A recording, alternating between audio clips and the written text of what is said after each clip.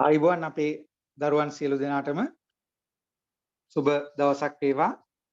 මේ තියෙන්නේ ඔයගොල්ලන්ගේ 2021 දෙසැම්බර් ව්‍යාපාර සංඛ්‍යානය ප්‍රශ්න පත්‍රය.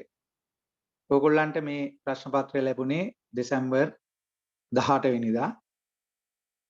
මේ වෙනකොට සතියක් ගෙවිලා ගිහිල්ලා තියෙනවා ප්‍රශ්න පත්‍රයට මුහුණ දීලා. මේ පේපර් එකෙන් තමයි ඔයගොල්ලන්ගේ එදා දවසේ ඒ කියන්නේ 18 වෙනිදා තමයි ඔයගොල්ලන්ගේ එක්සෑම් ඉවරුනේ. ඉතින් අද මේ සාකච්ඡාවේදී මේ වීඩියෝ එක මගින් බලාපොරොත්තු වෙන්නේ මේකට පිළිතුරු ආදර්ශ පිළිතුරු කෙසේ වේද කියලා ඕගොල්ලන්ව පොඩ්ඩක් දැනුවත් කරන්න. සමහර විට දරුවෙක්ට අවශ්‍ය වෙන්න පුළුවන් පිළිතුරු කොයි වගේද කියන එක බලා ගන්න. මගෙන් කීප දෙනෙක් ඒ පිළිබඳ ඉල්ලීම් කළා. පුළුවන් නම් උත්තර ලබා දෙන්න කියලා. ඉතින් මේ තියෙන්නේ එවැනි පශ්චාත් විශ්ලේෂණයක් post analysis එකක්.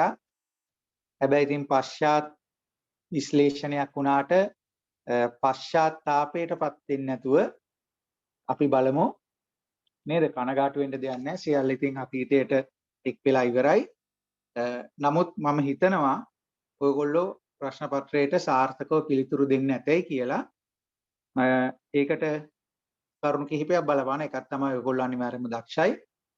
ඔයගොල්ලන්ගේ දක්ෂතාවය තමයි ප්‍රශ්න පත්‍රයට අංක 1ට අවශ්‍ය වෙන්නේ. ඊට පස්සේ ගුරුවරුන් වශයෙන් අපි ඔයගොල්ලන්ට ලබා දුන්න උපදෙස් අධ්‍යාපනයේ අමතරව ඊට පස්සේ ප්‍රශ්න පත්‍රයට අදාළ වෙන උපදෙස් ඔයගොල්ලන්ට මොඩල් පේපර්ස් දෙකක් ලබා දුන්න අන්තිම දවස් වෙනකොට ඊට කලින් පාස් පේපර්ස් ගැන උත්තර කතා කළා. ඊටත් කලින් ඔයගොල්ලන්ගේ රිවිෂන් එකකුත් කළා. එතකොට එතන අතීතයේ ඉඳලා આવොත් රිවිෂන් එකෙන් පන්ති ඉගෙනුවට අමතරව රිවිෂන් එකෙන් නැවත ඔයගොල්ලන්ගේ පාඩම් ටික රිවයිස් කරලා ගත්තා. ඒකෙදි කෙලින්ම භාවිතා කළේ ඔයගොල්ලන්ගේ සම්මන්ත්‍රණයේදී දුන්න හෑන්ඩ් ඒවේ තියෙන ගැටලුත් එක්ක තමයි රිවිෂන් එක කළේ. ඊට පස්සේ පාස් පේපර්ස් ඔයගොල්ලන්ට 3ක් තිබුණා. ඒ පාස් පේපර්ස් 3 පිළිතුරු පැහැදිලි කළා. ඊට පස්සේ මොඩල් පේපර්ස් දෙකක් දුන්නා. ඒ මොඩල් පේපර්ස් වලට උත්තර සාකච්ඡා කළා. ඉතින් ඒ ගත්ත දැනුමත් එක්කත් ඔයගොල්ලන්ගේ දක්ෂතාවයත් එක්කත් ඔයගොල්ලෝ ප්‍රශ්න පත්‍රයට හොඳින් මුහුණ දුන්නා කියලා සිතනවා. ඉතින් අපි මේකට පිළිතුරු කොහොමද කියන එක තමයි මම කලින් කිව්වාගේ මේ වීඩියෝ එකකින් බලාපොරොත්තු වෙන්නේ. ඒතර මෙතනදී ඔයගොල්ලන්ට ප්‍රශ්න 6ක් දීලා 5කට පිළිතුරු ලබා දෙන්න තියෙනවා. ආරම්භකම උපදෙස් විදියට. එතකොට අපි දුන්න උපදෙස් වලදී ප්‍රශ්න පත්‍රයේ පෙර ඔයගොල්ලන්ට ලබා දුන්න උපදෙස් වලදී ඒ වුණා මේක හැම ගුරුවරයා විසින්ම කාලාන්තරයක් තිස්සේ ලබා දෙන උපදෙසක්. පළවෙනි ප්‍රශ්නේ ඉඳලා කරන්න යන්නේ නැතුව ප්‍රශ්න තෝරගෙන කරන්න කියලා. ඒක මේ පේපර් එකේදී ඉතාමත්ම හොඳින් ධාරණය කරගත යුතු කරුණක් වුණා. හේතුව තමයි මේ ප්‍රශ්න පත්‍රයේ සෑම ප්‍රශ්නයකම අපි කියන්නේ සංකීර්ණත්වය හෝ සරලභාවය හෝ තුලනාත්මකව එච්චරම තුලනාත්මකව විස්තර වෙලා නැහැ. මුල්ම ප්‍රශ්නේ සාමාන්‍ය ලේසි. කාල ශ්‍රේණි වලට ගියාට පස්සේ යම්කිසි දරුවෙකුට අමාරු වෙන්න පුළුවන්. හැබැයි එහෙම වුණා කියලා කාල ශ්‍රේණි ගානත් අමාරු ගානකුත් නෙමෙයි. කාල ශ්‍රේණි ගාන කියන්නේ ගිය අවුරුද්ද ගානමයි. ගිය අවුරුද්ද ගැටලුව තමයි තියෙන්නේ. නිසා ඒක අමාරු වෙන්නේ මම අර කියන තුලනාත්මක භාවය කියන එක තියෙන්නේ දරුවෝ ප්‍රශ්න පත්‍ර වලට ආදර්ශ ප්‍රශ්න පත්‍ර මුහුණ දුන්න නැත්නම් ඒවාට ප්‍රතිචාර දක්වපු විදිය අනුව. හරි? ගිය වතාවේ කාල ශ්‍රේණි ගාන හොඳින්ම ධාරණය කරලා කරපු දරුවෙකුට ඒකම මන් දුන්න මොඩල් පේපර් එකේ කරපු දරුවෙකුට අන්තිම ගාන හරිම ලේසි. සමහරට එයා පළවෙනි ප්‍රශ්නේ විතර අන්තිම ප්‍රශ්නේ පටන් ගන්නත් පුළුවන්. ඒ හැමදේම තියෙන තුලනාත්මකව. ඉතින් කලින් කිව්වාගේ මේක අතීතයට එක් වෙලා ඉවරයි නේද?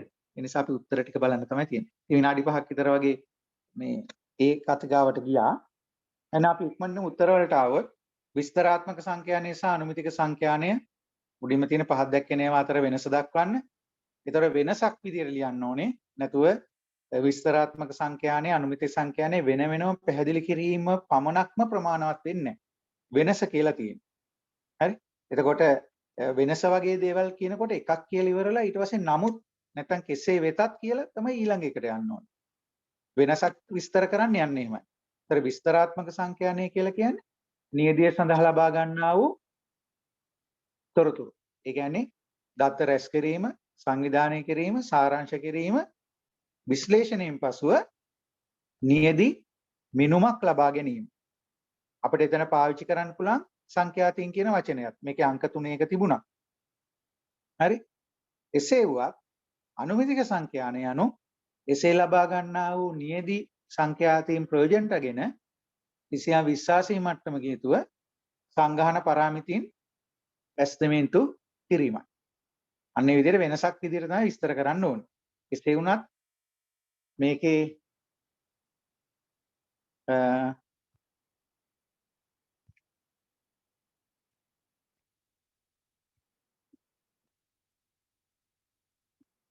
වෙන වෙනම ලකුණු ප්‍රමාණයන් විස්තර කරලා නැහැ. ඉතින් පොඩි ලකුණු ප්‍රමාණයක් තමයි දෙන්නේ. මොකද මෙතන පද 6ක් තියෙනවානේ. නේ? පද 6ක් තියෙනවා. ඊට පස්සේ දෙවෙනි යුගල තමයි සංඝානය සහ නියදිය. එතකොට ඒකත් ඇත්තට විස්තරාත්මක සංඛ්‍යාන අනුමිතික සංඛ්‍යානත් එක්ක බද්ධ වෙලා තියෙනවා. නේ? ඒතර සංඝානය කියලා කියන්නේ සංකාන විමර්ශනය කළ යුතු සියලුම ඊතමයන්ගෙන් සමන්විත වන විශාලතම කුලකයක්. ඊට පස්සේ එනවා එසේ වුවත් එම සංගහණය ඇගීම එවත් සංගණනය කිරීම දුෂ්කර වන විටදී හෝ කෙසේවත් සංගහණය ඇගීමෙන් අපේක්ෂිත ප්‍රතිඵල ලබාගත නොහැකි වන විටදී සංගහණයෙන් තෝරාගත් කුඩා ඒකකයක් පරීක්ෂා කිරීම සිදු කරයි එය නියදිය ලෙස හැඳින්වෙනවා. එතන වචන වගන්ති දෙකක්ම මම කිව්වා දුෂ්කර වන විටදී හෝ දුෂ්කර වෙන විටදී හෝ සංගහණය ගැනීම ප්‍රතිඵලදායක නොවන විටදී දුෂ්කර වෙන වෙලාවක් කියන්නේ අමාරුයි. උඟා බල ඉන්න බෑ. ප්‍රතිඵලදායක නොවන විට කියන්නේ සංගහණයම ඇගීම කළාම අන්තිමට ප්‍රතිඵලය දෙන්න දෙයක් ඉතුරු වෙන්නේ නැහැ. නේද? රුධිර පරීක්ෂණයේදී ඔක්කොම ලේ ටික ගත්තාම අන්තිමටම පිළිතුර දුන්නට වැඩක් නැහැ නේද?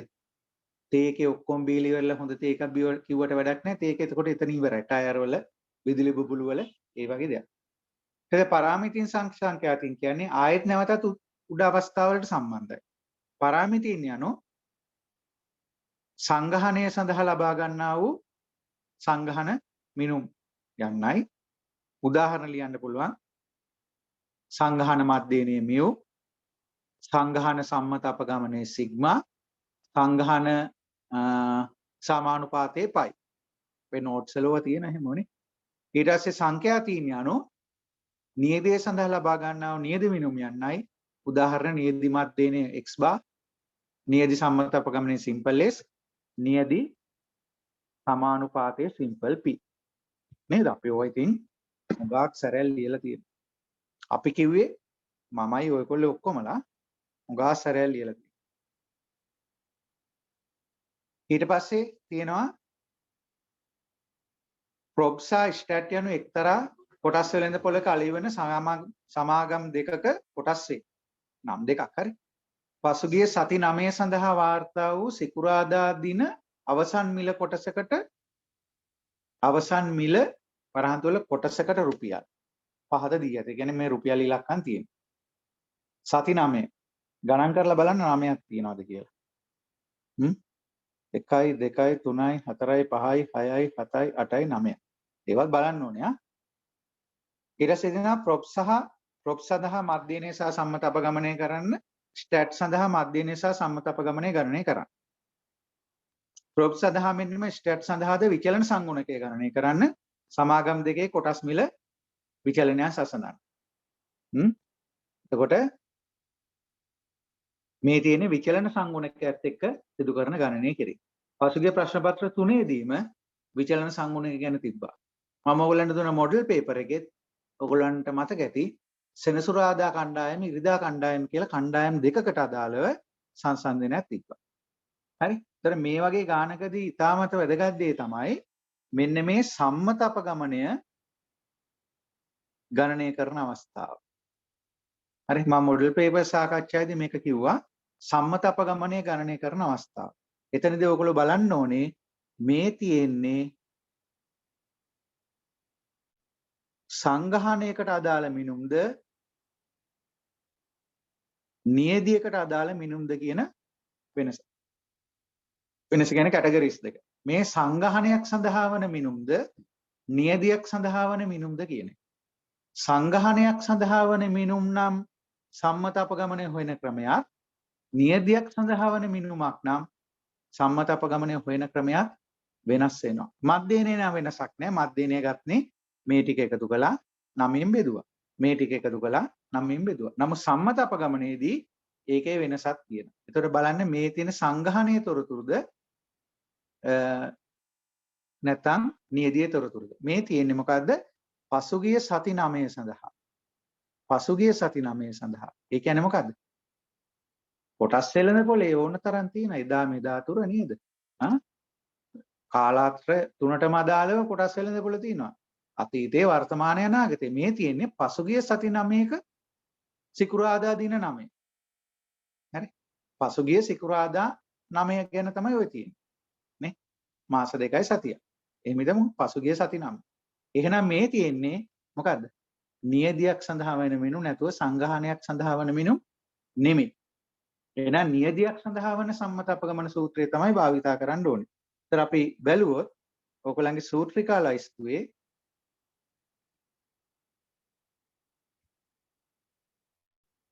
මේ තියෙන සූත්‍රිකා ලයිස්තුව පොඩ්ඩක් ඒක අඳුරුයි ස්කෑන් කරද්දී හරිද?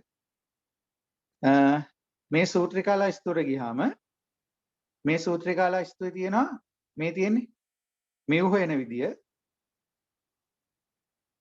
හරි? එකතු කළා ප්‍රමාණයෙන් බෙදුවා. මේ තියෙන x බා හොයන විදිය, මේ තියෙන සංගහණය, මේ තියෙන නියදිය. හරි? එතකොට ප්‍රමාණ එකතු කරලා බෙදෙන එක විතරයි. නමුත් මෙන්න මෙතන වෙනස තියෙනවා. මේ තියෙන සිග්මා සහ s. හරි? සිග්මා සහ s. එතකොට එතන සූත්‍ර අවස්ථා දෙකක් තියෙන්නේ. ඒ නිසා මෙතනදී යන්න ඕනේ s කියන එක පාවිච්චි කරමින්. s කියන එක පාවිච්චි කරමින් තමයි මෙතනදී ලියවෙන්න ඕනේ.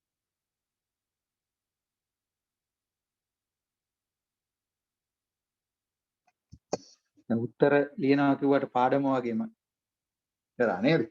පාඩම වගේම කළා. එහෙනම් ප්‍රශ්නාංක 1 ආයන්නට උත්තරේ ඔයගොල්ලෝ ලියලා තියෙනවා. ඒතර ආයන්න ගත්තොත් හරි ප්‍රොබ් වලට අදාළව ඒතර නියදියක් තියෙන්නේ. එහෙනම් අපි මෙතන මුලින්ම ලියන්න පුළුවන් මෙහිදී n සමානයි 9 ලෙස වන නියදියක් ලබාගෙන ඇත.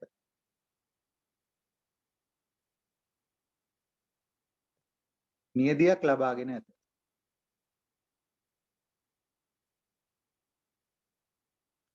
එතකොට ප්‍රොබ් වලට ගියොත් x බා කියලා කියන්නේ සිග්මා x බෙදීමෙන් එතකොට එකතු කළාම 222යි බෙදීම 9 එතනින් එනවා 24.7යි කියලා. එතකොට ඒකේ s වර්ගය සූත්‍රයෙන් හොයාගන්න ඕනේ සිග්මා x වර්ගය ඍණ n x බා වර්ගය බෙදීම n ඍණ 1. හරි? n ඍණ 1. එතකොට මේක සුළු කළාම x වර්ගවල එකතුව එතන දීලා තියෙන ඉලක්කම් 9 26 21 23 27 ආදිය වර්ග කරන්න වර්ග කරලා එකතු කළාම 5534ක් එනවා. ඍණ 9 වරක් x බා උඩින් හොයලා තියෙනවා 24.7 ඒකේ වර්ගය බෙදීම n ඍණ 1 කියන්නේ 8යි. ඒතර මේක සුළු කළාම උත්තරේ වෙනවා 5.4යි. අමතක කරන්න එපා මේ තියෙන්නේ s වර්ගය. ඒ නිසා s කියන්නේ වර්ගමූල 5.4 ඒවත් 2.3. හරි 2.3 මේක තමයි ප්‍රොබ් වල x බා සහ S කියලා කියන්නේ. ඊට පස්සේ අපි ස්ටැට් වලට එනවා. ස්ටැට් වල ඒතර x bar කියන්නේ කලින් සූත්‍රෙම තමයි. ඒක උඩ පේන්න තියෙනවා.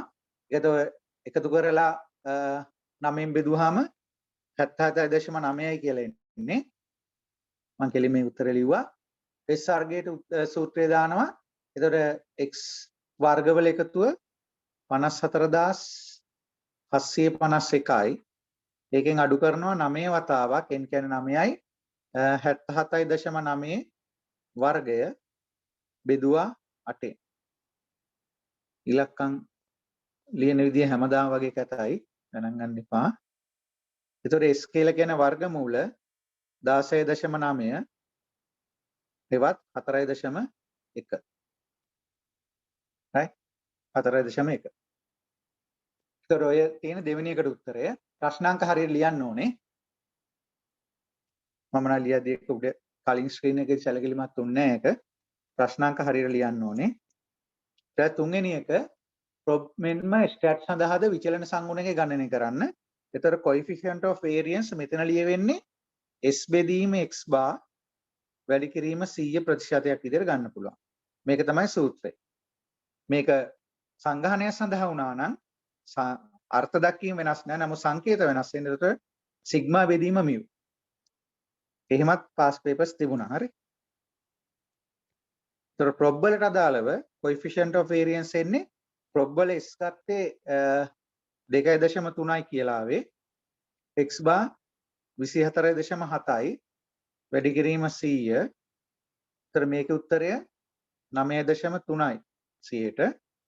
ස්ටැට් වලට අදාළව එන්නේ කීයද 4.1 බෙදීම 77.9 වැඩි කිරීම 100 5.3යි. මේ උත්තර දෙක ගන්න කියලා තියෙනවා. ඊට පස්සේ තියෙනවා ඇතර මේ ප්‍රශ්නෙට විනාඩි 36කට 36ක් වැය වෙන්නේ නැහැ. හරි. මගේ ඇස්තමේන්තුවට මේකට විනාඩි 36ක් වැය වෙන්නේ නැහැ. ඊට කලින් මේක ඉවර කරලා ඒ chance එක ඊළඟ ප්‍රශ්න වලට ඒ කාලය ඉතුරු කරගන්න පුළුවන්. සමාගම් දෙකේ කොටස් මිල විචලනය සසඳන්න. coefficient of variance ගණනය කිරීමේ අරමුණ වෙන්නේ ඒකයි. එතකොට කොහොමද ඔක සංසන්දනය කරන්නේ? දැන් ප්‍රොබ් ගත්තාම ප්‍රොබ් වල මොකද්ද? සම්මත අපගමනය. මේ තියෙන්නේ නිරපේක්ෂ විචලනය. හරි. ප්‍රොබ් වල නිරපේක්ෂ විචලනය 2.3යි ස්ටැට් වල නිරපේක්ෂ විචලනය 4.1යි. එතකොට අඩු විචලතාවයක් තියෙන එකට තමයි අපි සතුටු වෙන්නේ. එතකොට ප්‍රොබ් වල නිරපේක්ෂ විචලනය අඩුයි. හැබැයි සාපේක්ෂ විචලනය අඩු වෙන්නේ ස්ටැට් වල. නේ? මේ ඉලක්කම් දෙක. හරි. මෙන්න මෙතන තමයි මෙයාගේ අගේ මෙතන තමයි මෙතන ඉලක්කම. ඔන්න ඕක තමයි අපි උත්තරේට ලියන්න යන්නේ නේ. අපි උත්තරේට ලියන්නේ ඒකයි. හරි. එහෙනම් සැසඳීම සමාගම් දෙකේ කොටස් මිල විචලනය සසඳන්න කියලා කියන්නේ එහෙනම් අපිට ලියන්න පුළුවන් නිරපේක්ෂ විචලනය නේ. ඒ කියන්නේ කවුරු මගින්ද? S මගින් නේ. නිරපේක්ෂ විචලනය අඩු වන්නේ කාගේද? ප්‍රොබ් සඳහාය.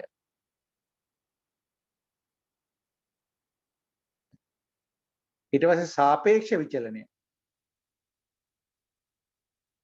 ඒක කවුරු මගින්ද? CV මගින් එක ගැන කියන්නේ. අඩු වන්නේ ස්ටැට් සඳහායි. එහෙම තමයි එයාට උත්තරේ ලියවෙන්නේ. මම කාලය ඉතුරු කරගන්න නිසා පේපර් එකට යන්නේ නැතුව ප්‍රශ්නාංක දෙකට එන්නම්. ප්‍රශ්න පත්‍රය ඔයගොල්ලන් ළඟ තියෙනවා. ඒ තියෙන්නේ සම්භාවිතා ගැටලුවක්. සම්භාවිතා ගැටලුව A හා B සිද්ධීන් සඳහා PA දීලා තියෙනවා. මේ තියෙන ප්‍රශ්නාංක අයන්නනේ. හරියට ඒව ලියන්න ඕනේ. අයන්නේ පොදුවේ තියෙන්නේ PA දීලා තියෙනවා 0.4යි. දැන් මම තව එක දෙයක් කියන්න ඕනේ. දැන් මේවාට උත්තර දැන් සතියක් ගිය නිසා මතකෙත් නැතුව ඇති. හරි මතකෙත් නැතුව ඇති සමහර විට. ඉතින් ක්‍රමය මම මේක මෙහෙම කළා කියන මතකයේ ඇති. ඒකත් එක්ක ඉතින් ඕගලන්ට තමාගේ පිළිතුරු පිළිබඳව පොඩි මේකක් අරගෙන පොඩි මේකක් කියන්නේ මොකද්ද? මේකක් අරගෙන නේද? ලකුණු එකතුවක් හදාගන්න පුළුවන්. ඒතර PA PB PA ඡේදනයේ B දීලා තියෙනවා. හරි.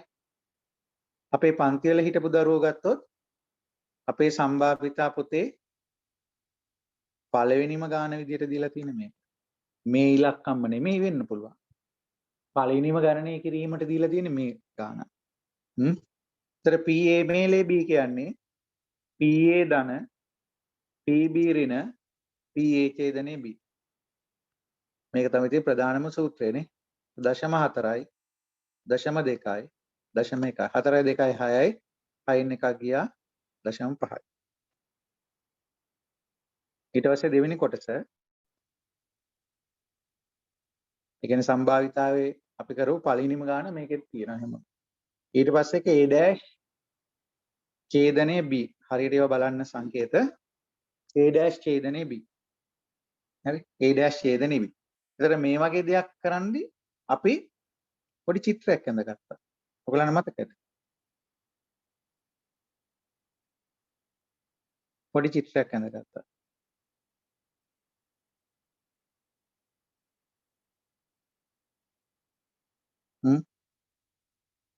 A B. එතකොට A dash කියලා කියන්නේ A රවුමෙන් එළිය තියෙන අය. නේ? A රවුමෙන් එළිය ඉන්න අය තමයි A dash කියලා කියන්නේ. B කියන්නේ B රවුම ඇතුලේ ඉන්න අය. එතකොට ඡේදනය කියලා කියන්නේ දෙන්නටම පොදු කට්ටිය. දෙන්නටම පොදු අය කොතනද ඉන්නේ? මෙන්න මේ කට්ටිය තමයි දෙන්නටම පොදු අය. එතකොට පොදු අය ලියා ගන්න පුළුවන් කොහොමද? P A මේලේ B ගෙන් PA අඩු කරනවා.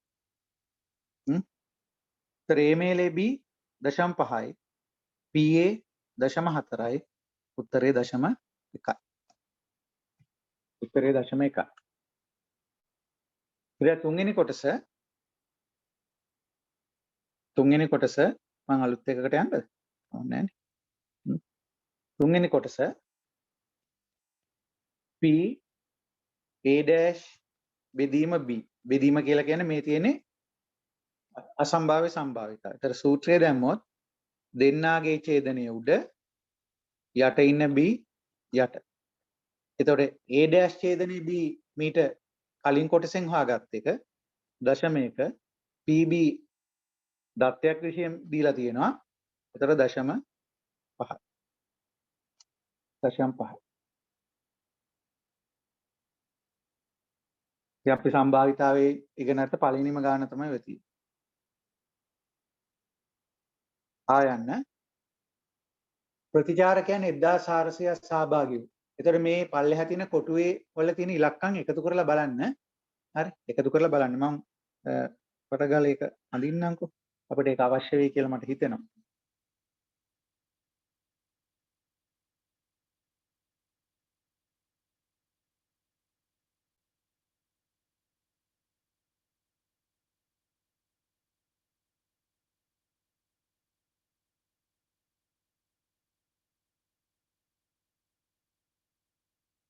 හරි 295යි 410 විභාගෙදි මේක ඕනේ අඳින්න.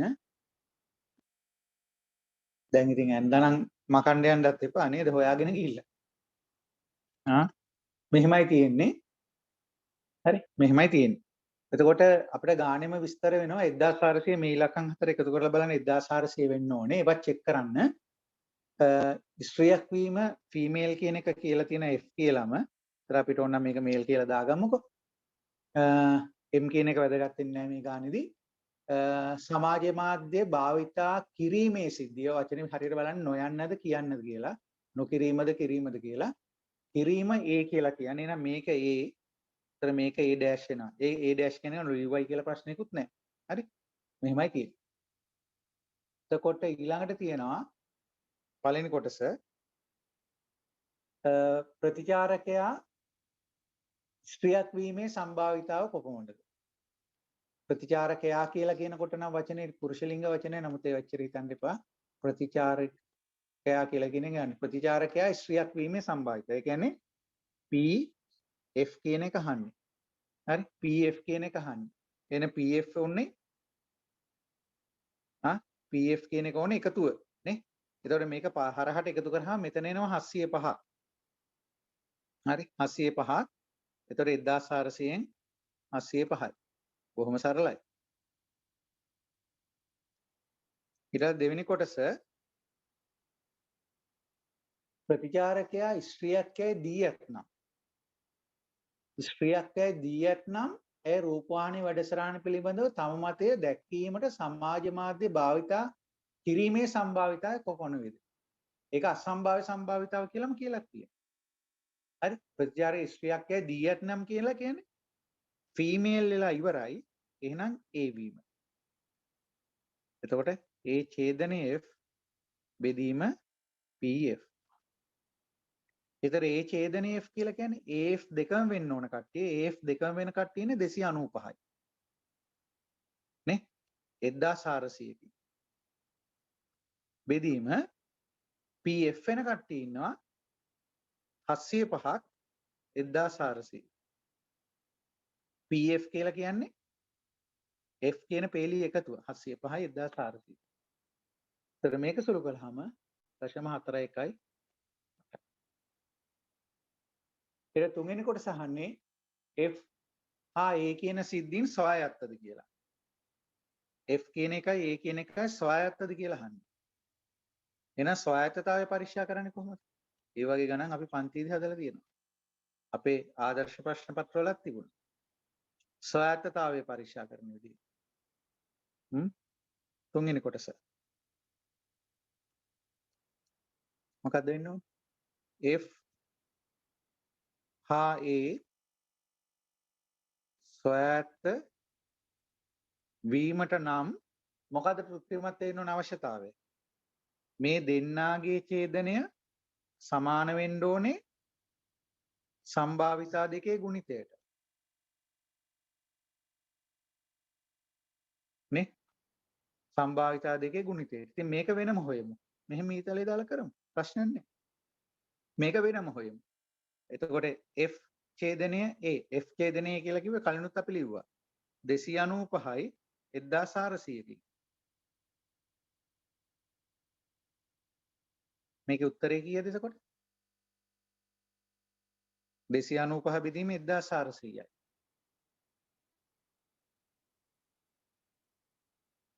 දශම 2.11. මේක වෙනම හොයමු. එතකොට PF කියලා කිව්වේ 705 බෙදීම 1400.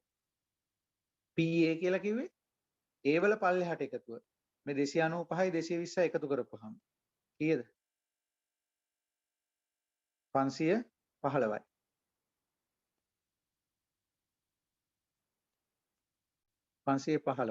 බෙදීම 1400. ඒතර මේක සුළු කළාම උත්තරේ 0.185යි. හරි? නමුත් මේ දෙක සමාන වෙලා නැහැ. ඒ නිසා අපිට කියන්න පුළුවන් එම නිසා මොකද්ද? F හා A ස්වායත්ත නොවේ. ස්වායත්ත නොවේ. right?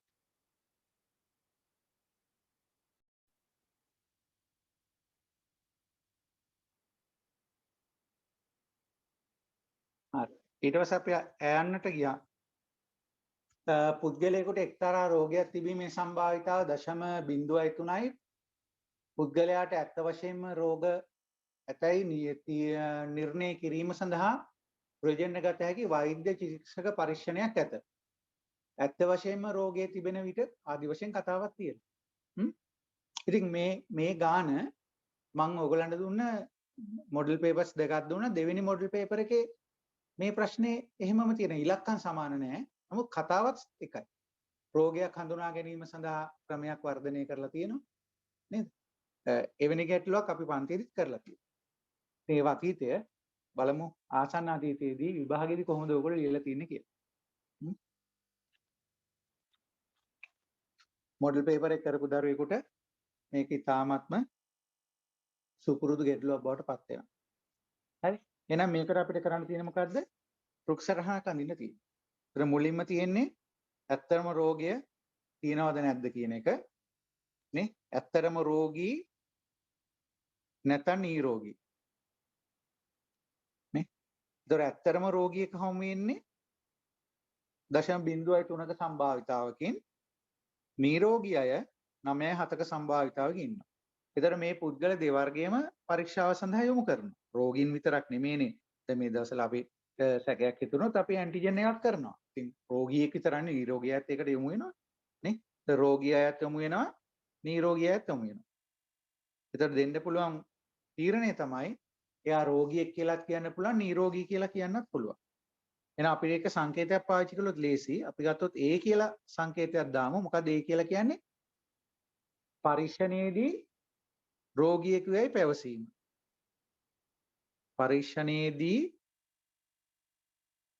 රෝගියෙකු යයි පැවසීම. A වෙන්න පුළුවන් A dash වෙන්න පුළුවන්. A වෙන්න පුළුවන් A dash වෙන්න පුළුවන්. ඒ ඉලක්කම් බොහොම පැහැදිලිව හඳුනා ගමු.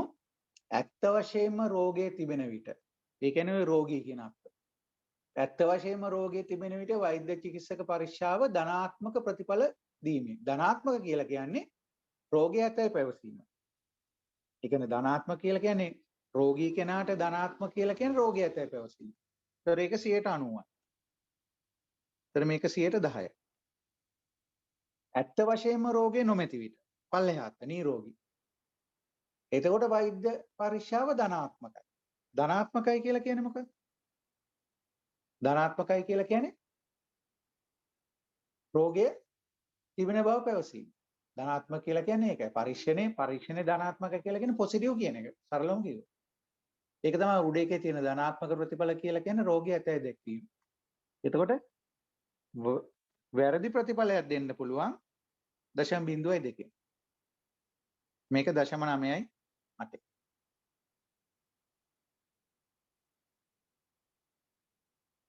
හරි?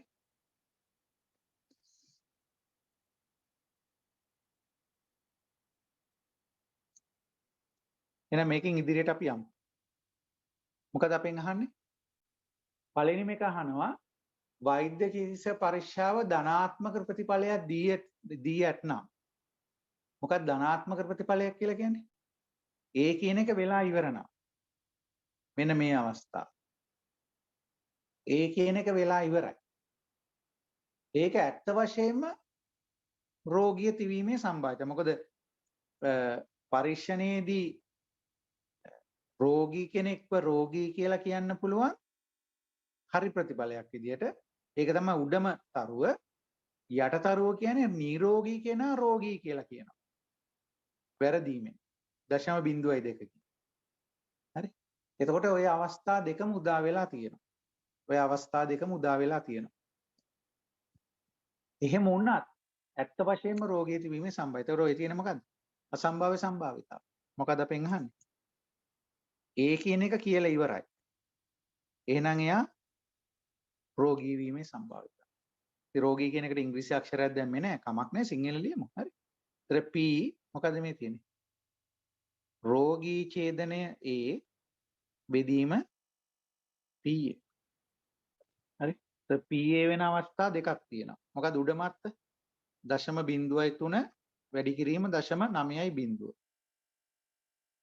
යට එක 0.97 වැඩි කිරීම 0.02. ඒකෙන් මොන එකද උඩට එන්න ඕනේ? රෝගී කියන එක. රෝගී කියන එක කියන්නේ මෙන්න මේ අත්ත තමයි උඩට එන්න ඕනේ. මේ අත්ත තමයි උඩට එන්න ඕනේ. 0.03 වැඩි කිරීම 0.9.2. ඒතර මේක සුළු කරලා උත්තරේ ගත්තාම 0.58යි 7යි කියලා එනවා. right. ඊට පස්සේ ප්‍රශ්නාංක 3ට අපි එනවා. නවයන්ත්‍රයක් නිවැරදිව ක්‍රියා කරන විට නිපදවන ඒකක වලින් 3%ක් පමණක් දෝෂ සහිත වේ. නිපදවන ලද ඒකක 20කින් සමන්විත ගාන කියවනකොට අපිට අවබෝධ විය යුතුයි මේ තියෙන්නේ දීපද ව්‍යාප්ති ගැටලුවක් බව. දීපද ව්‍යාප්ති ගැටලුවක් බව. px සමානයි ncx p වල x වෙනි බලය q වල n ඍණ x වෙනි බලය. හරි. ඒතකොට පළවෙනි කොටස අපි මේකටම පළවෙනි කොටස කියලා දාමු නේ. මේ තියෙන පළවෙනි කොටස. ආයනේ පළවෙනි කොටස ඔන්න සූත්‍රය ලිව්වා. ඒතර කෙලින්ම ලිස්ට් එක. n කියන්නේ 20යි. ඊට පස්සේ අපේක්ෂාව. මොකද අපේක්ෂාව මේ ගානේ? එකක් හෝ දෙකක් අඩංගු වීම. මොන අඩංගුද? දෝෂ. දෝෂ වීමනේ. ඒතර x වල උත්තරේ වෙන්න ඕනේ එකක් හෝ දෙකක්. එකක් හෝ දෙකක් කියන්නේ 1,2. ඒතර p කියලා කියන්නේ එකක් ගත්තාම දෝෂ වීම 3%යි. ඒවත් 0.03යි. q කියලා කියන්නේ 0.97යි. මේ ටික තමයි ආදේශ වෙන්නේ. එහෙනම් p x සමානයි 1 හෝ 2. 1 හෝ 2 කියන්නේ වෙනම එක ගන්නත් ඕනේ. එකට එකතු කරන්න ඕනේ 2. අපි ඉතින් මේ වගේ ගණන් හුඟක් හදලා තියෙනවා. තරහ වෙන්න එපා හැමතිස්සෙම මෙහෙම මතක් කරනවට පොසිටිව්ලි හිතන්න. එතකොට පුතා මේක 0.03 පළවෙනි බලය වැඩි කිරීම 0.9යි 7 20න් එකක් ගියාම 19 වෙනි බලය. ධන 20c2යි 0.03 දෙවෙනි බලය 0.9යි 7 20න් දෙකක් ගියාම 18යි. බලන්න ආයෙ පොඩ්ඩක් හරිද කියලා. පොඩ්ඩක් හරිද කියලා නෙමෙයි ඔක්කොම හරිද කියලා බලන්න ඕනේ. අපි කියනකොට ඉතින් එහෙම කියන්නේ. එතන මේක 3364යි. මේක කැල් එකෙන් සුළු කරන්නේ මේ දෙක එකතු වෙනවා 0.4යි 3යි 5යි 2යි. 4යි 3යි 5යි 2යි.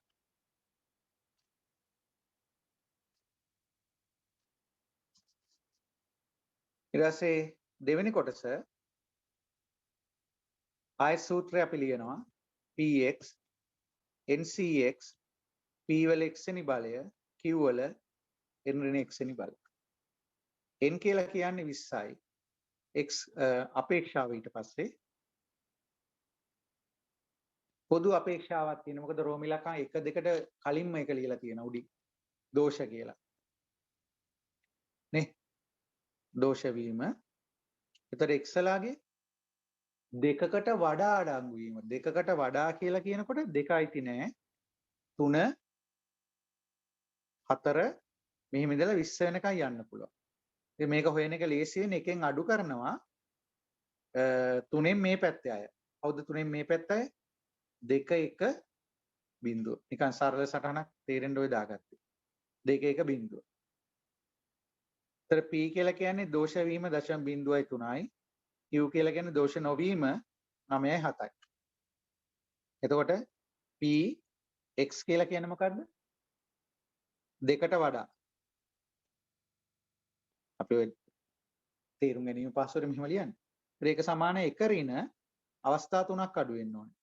px සමානයි 2, px සමානයි 1, px සමානයි බිංදුව. 1 ඍණ x සමානයි 2 කලින් හොයාගත්තානේ. x සමානයි 2 කලින් හොයාගත්තානේ. x සමානයි 2 2යි 1යි දෙකම තිබ්බා එතන. x සමානයි 2 උත්තරය ලිව්වොත් 2 උත්තරේ නැත්නම් මේ දෙකෙන් එකපාර ලියමු නේ. මොකටද ඉතින් අරගෙන බබා පාට දාන්නේ මොකටද නේ? එකවත් ආයෙම මේ දෙක එකතුව දෙමු. 0.4යි 3යි 5යි 2යි. ඒකෙන් අඩු වෙනවා x සමානයි බිංදුව. ඒකට විතර ආයෙ ලියන්න වෙනවා 20c බිංදුව 0.03 බිංදුවෙනි බලය 0.97 20න් බිංදුවක් ගියාම 20යි. හරි?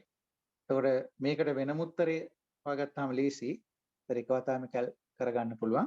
එහෙම කරලා අවසාන උත්තරේ ගන්න පුළුවන් 0.02 1.0.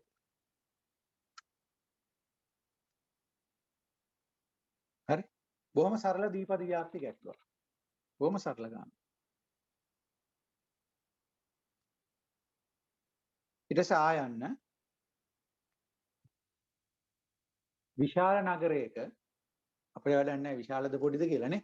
විශාල නගරයක 2019 දී සඳුදා සිට සිකුරාදා දක්වා වූ දිනයන්හිදී සඳුදා ඉඳලා සිකුරාදා දක්වා දින 5ක් එතකොට දිනයන්හිදී පස්වරු 3 සිට පස්වරු 6 අතර කාලය තුල 3 ඉඳලා 6 අතර කොච්චරක් තියෙනවද කියලා කවුන්ට් කරන්න.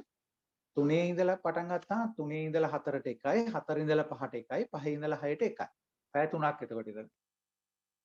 දින 5යි එක දිනයකට පැය 3යි. මෝටර රථ අනතුරු 11232ක් සිදු වෙනවා. මේ අනුව පැයකදී සිදු වූ මධ්‍යන අනතුරු සංඛ්‍යාව 14.4යි.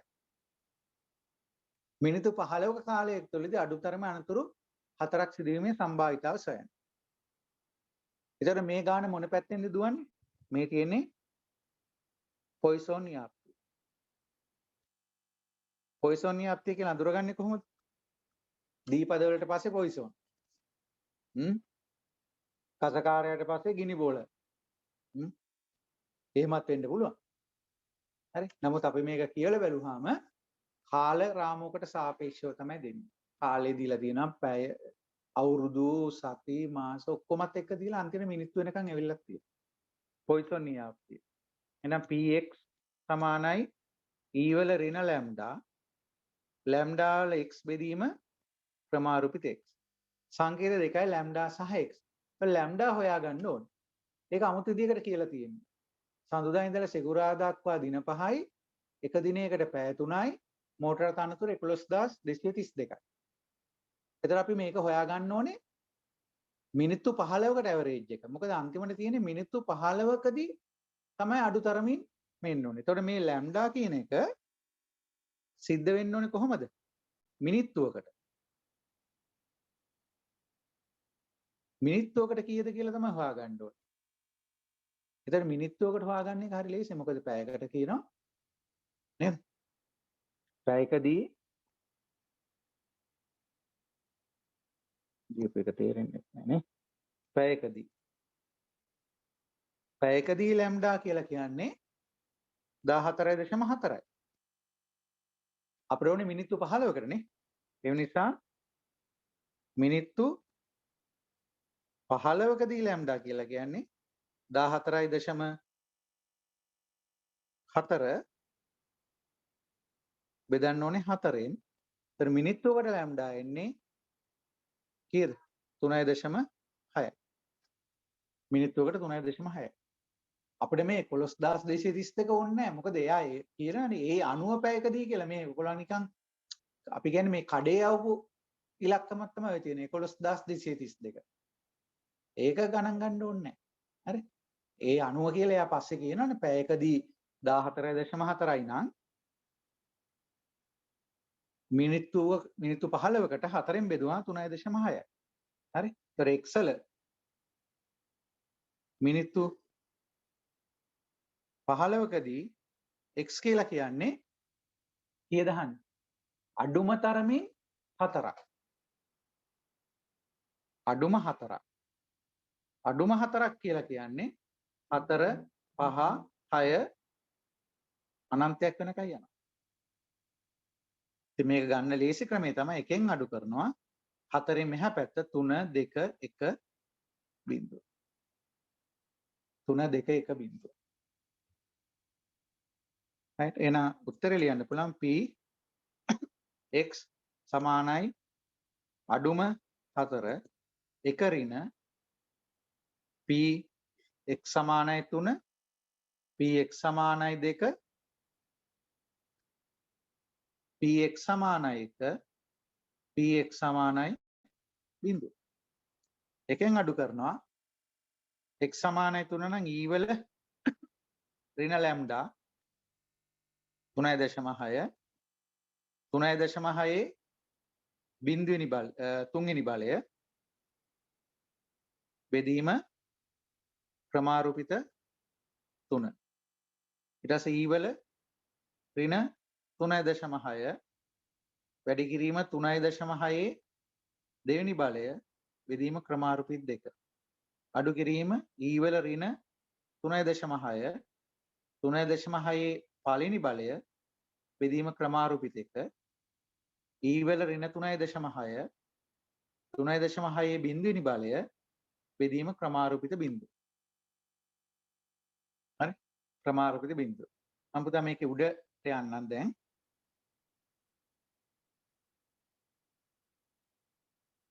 මේකේ උඩට යන්න. දැන් මේකේ උත්තරය එක ඍණ. ඉතින් මේක කැලලකින් වෙන වෙනම ගන්න පුළුවන් කැලි 4. නමුත් සුළු කරගන්නත් පුළුවන් නේ.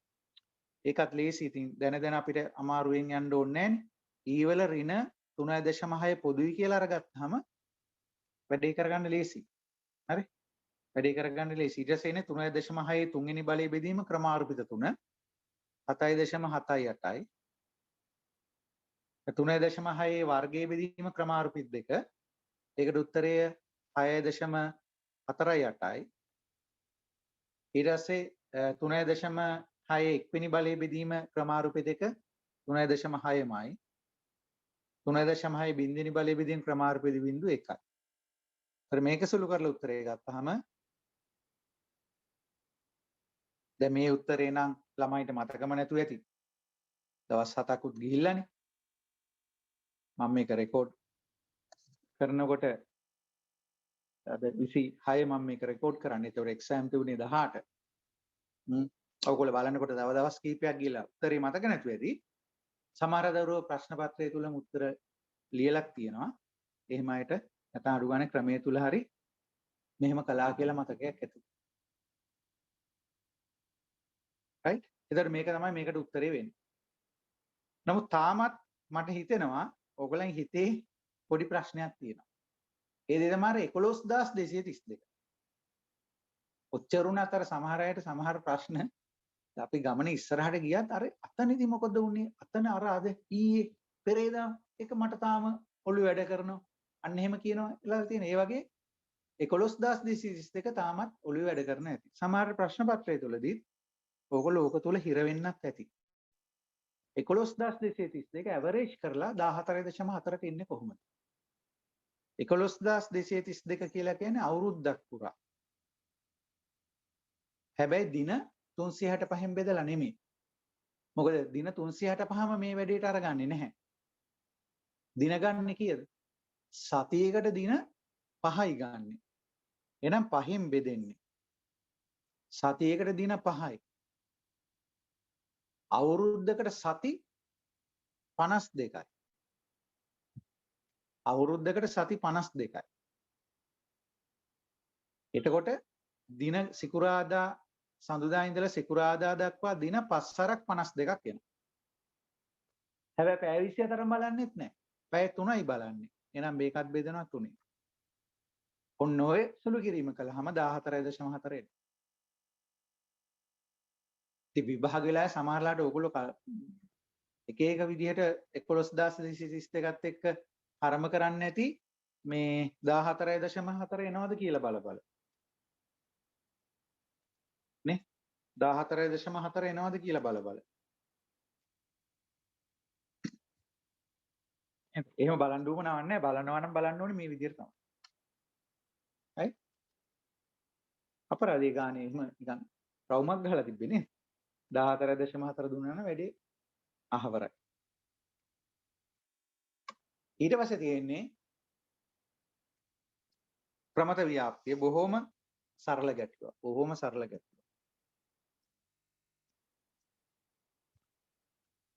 එක් කුටුම්බයක් දිනකදී කුටුම්බයක් පවුලක් දිනකදී රූපවාහිනිය නරඹන කාලය පැය 8.3.5ක මධ්‍යන කාලයක් සහ පැය 2.5ක සම්මත අපගමනය සහිතව ප්‍රමතව ව්‍යාප්ත විය. පැය 8.3.5ක් ටීවී බලනවා.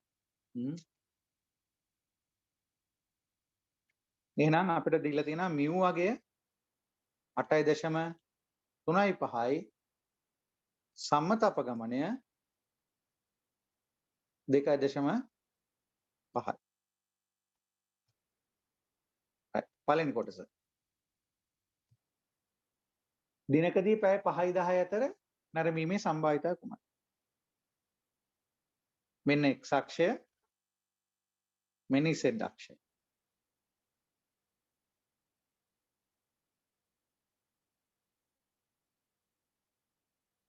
මැද mu තියෙනවා 8.35. මෙතන බිඳුව. ඉතින් අපෙන් අහන්නේ පැය 5යි 10යි. නම් 5 තියෙන්නේ මෙතන 10යි තියෙන්නේ මෙතන. මෙන්න මේ වර්ගඵලය තමයි අපෙන් අහන්නේ. right? එහෙමනම් අපි මෙතනට යනවා. දැන් 5ටයි 10ට අදාළ විසෙඩ්ඩාගේ හොයාගන්න ඕනේ. පරිණාමන සූත්‍රයට යනවා. x ඍණ mu බෙදීම සිග්මා. පළවෙනි එක x සමානයි 5යි නම් විසෙඩ්ඩාගේ 5 ඍණ 8.35 බෙදීම සිග්මා 2.5. උත්තර මේකේ උත්තරය ඍණ 1.34යි. උත්තර මෙතනට එනවා 1.34 ඍණ. දෙවෙනි අවස්ථාව x සමානයි 10 z සමානයි 10 ඍණ 8.35 බෙදීම 2.5. මේකට උත්තරේ ධන උත්තරයක් 0.66.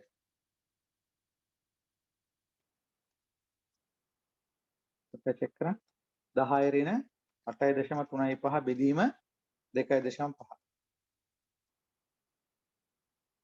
0.6යි.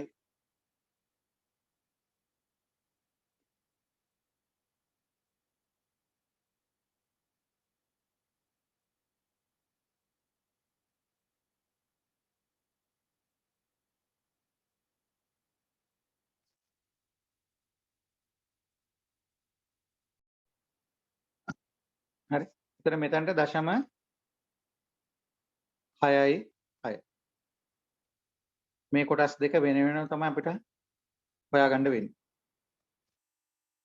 right. ඒතකොට ප්‍රමතියාප්ති වගුවෙන් ඍණ 1.34ට අදාළ. ඒ කියන්නේ 1.34ට අදාළව වගුව කියවුවාම මෙතන එනවා 4099යි.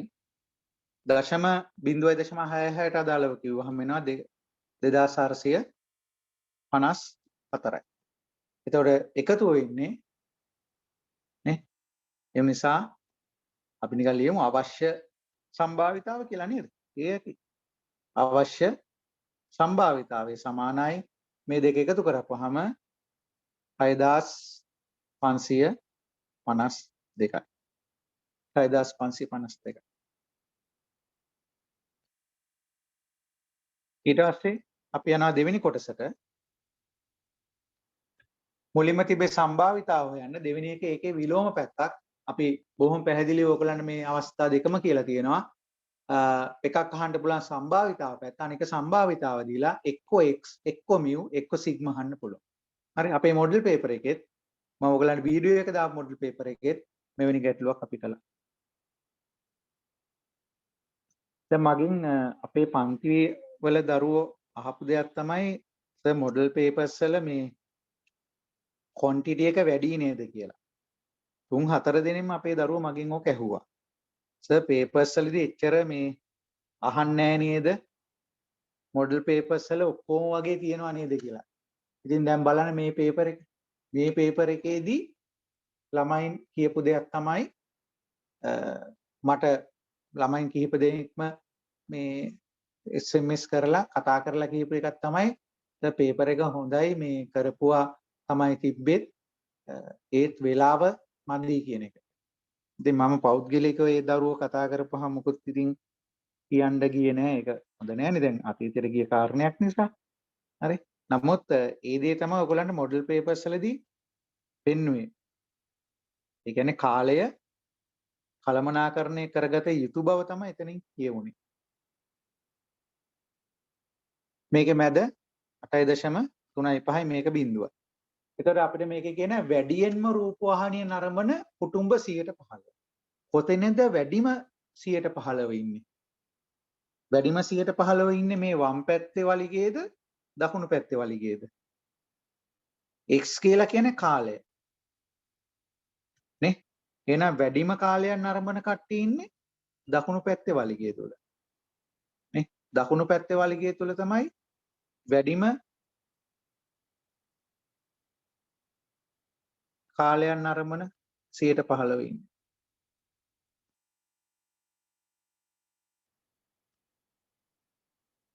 එක්දාස් 500. හරි. පැහැදිලිනේ? මේක තමයි 1500. එන එතනට අදාළ ඉසෙට් කියවන්න ඕනේ වගුවෙන්. ඒක කියවන්නේ මෙන්න මේ වර්ගඵලය කීයද? 1500 නම් මේක 3500යි. ඒතර ඔයගොල්ලෝ වගුවෙන් කියවන්න ඕනේ 3500. 3500ට අදාළව මෙතන ඉලක්කම ලැබෙනවා 1.04යි කියලා. 1.04යි කියලා. ඊට පස්සේ තමයි පරිණාමන සූත්‍රයට එන්නේ x සමානයි සමා වෙන්න z සමානයි x ඍණ mu බෙදීම සිග්මා. ඒතර z වැලියු එක තමයි 1.04. එකට දාලා මෙතන තියෙන x තමයි ඔයගලෙන් අහන ප්‍රශ්නය. mu කියන්නේ 8.35යි. සිග්මා කියන්නේ 2.5යි. ඒතර මේකෙන් x එන උත්තරය පැය 10.95. හරි 10.95. ඔය ප්‍රශ්නාංක 3. ඊට පස්සේ ප්‍රශ්නාංක 4. අයන්න කොටස. මොකද්ද මේ තියෙන්නේ? අලෙවි පරීක්ෂණ ආයතනය 140ක ප්‍රතිචාර අනුපාතය සහිත දුරකථන සමීක්ෂණයක් පවත්වනවා. දුරකථන 400ක නවනියදයකට අදාළ පුද්ගලයන්ගේ අඩු වශයෙන් 150 ප්‍රශ්න වලට ප්‍රතිචාර දැක්වීමේ සම්භාවිතාව. මේ තියෙන මොකද්ද? මේ තියෙන නියදුම් ව්‍යාප්ති. හරි. නියදුම් ව්‍යාප්ති. නියදුම් ව්‍යාප්තිය දෙකක් ඉගෙන ගත්තා. නියදි මධ්‍යේනය මියුගේ නියදුම් ව්‍යාප්තිය, අනික නියදි සමානුපාතයේ පයිගේ නියදුම් ව්‍යාප්තිය. මේ තියෙන කාගේද? මේ තියෙන අනුපාතයක් සම්බන්ධයෙන්. එහෙනම් මේ තියෙන්නේ නියදි සමානුපාතය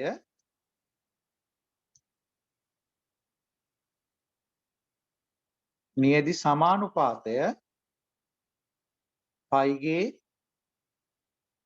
නියදුම් ව්‍යාප්තිය. නියදි සමානුපාතයේ පයිගේ නියදුම් ව්‍යාප්තිය. ඒතර ඒකත් ප්‍රමත හැසිරීමක් එක තමයි යන්නේ. ඒකත් ප්‍රමත හැසිරීමක් එක තමයි යන්නේ. right. එතන මේ තියෙන නියදි සමානුපාතය simple p. හරි. නියදි සමානුපාතය අපි මේකට simple p කියලා දාමුනේ. නියදි සමානුපාතය simple p. පයි නෙමෙයි. පයි කියන්නේ සංඝාන සමානුපාතය. මම ඉස්සෙල්ලා ඒ වචනේ වැරද්දුවා. නියදි සමානුපාතය simple p. නියදි සමානුපාතය simple p ගේ නියදුම් ව්‍යාප්තිය. එතකොට මේක සෙට් වෙනවා. එතන මේ විදිහට ව්‍යාප්ති වක්‍ර දෙකක් එන්නේ. එතන මේකේ මැද්දේ ඉන්නේ කවුද? mu p. mu p කියලා කියන්නේ පයි කියන එකමයි. නේ? එහෙම නේද ලියුනේ? mu p කියන්නේ පයි කියන එක. ඊට පස්සේ සිග්මා p කියලා කියන්නේ වර්ගමූල පයි ඉකරින පයි බෙදීම සිම්පල් එක. මෙන්න මෙහෙම තමයි සූත්‍ර දෙක තිබෙන්නේ. right? ඒතර පයි වල උත්තරය ගාණ කියලා තියෙනවා 0.4යි කියලා. 140ක් කියලා දීලා තියෙනවා 0.4යි. ඊට පස්සේ නියදියක් ගන්නවා. නියදියේ සිම්පල් p ගන්න තියෙනවා. සිම්පල් p වල උත්තරේ මොකක්ද? 400න් 150. 400න් 150. 400න් 150ක් කියලා කියන අනුපාතය ගත්තොත් කීයද? 400න් 150ක් කියන්නේ 0.375යි. 0.375. හරි.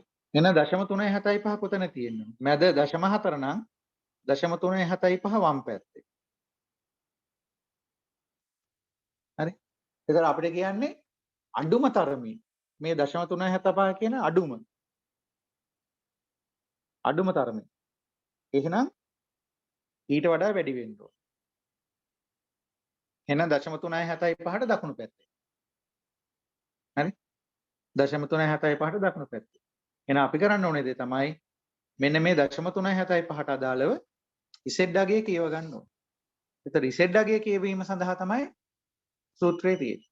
මොකද Z වල සූත්‍රය වෙන්නේ? P ඍණ mu p බෙදීම සිග්මා p. ඒතර P ඍණ mu p කියන්නේ පයි කියන එක බෙදීම වර්ගමූලය තුල පයි එක ඍණ පයි බෙදීම සිම්පල් එක.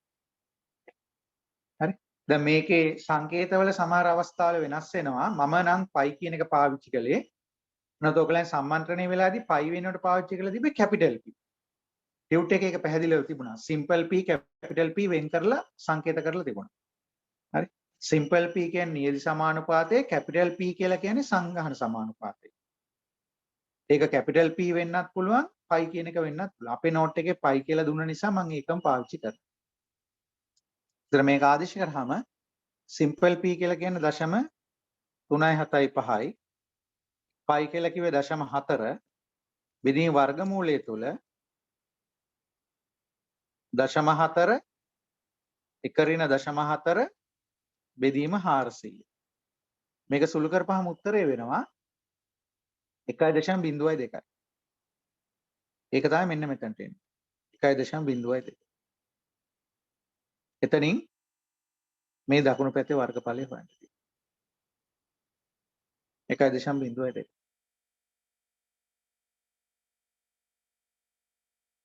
හරි. ඒතර 1.02කට අදාළව වර්ගඵලය කියවනකොට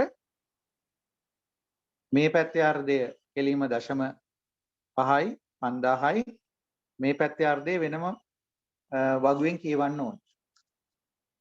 1.02. ඒතර එන 3461ක් කියන. ඉතින් උත්තරේ වෙන්නේ ওই දෙක එකතුව 8461. අවශ්‍ය සම්භාවිතාවය 8461යි රතු පාට ඉලක්කම් දෙක එකතු.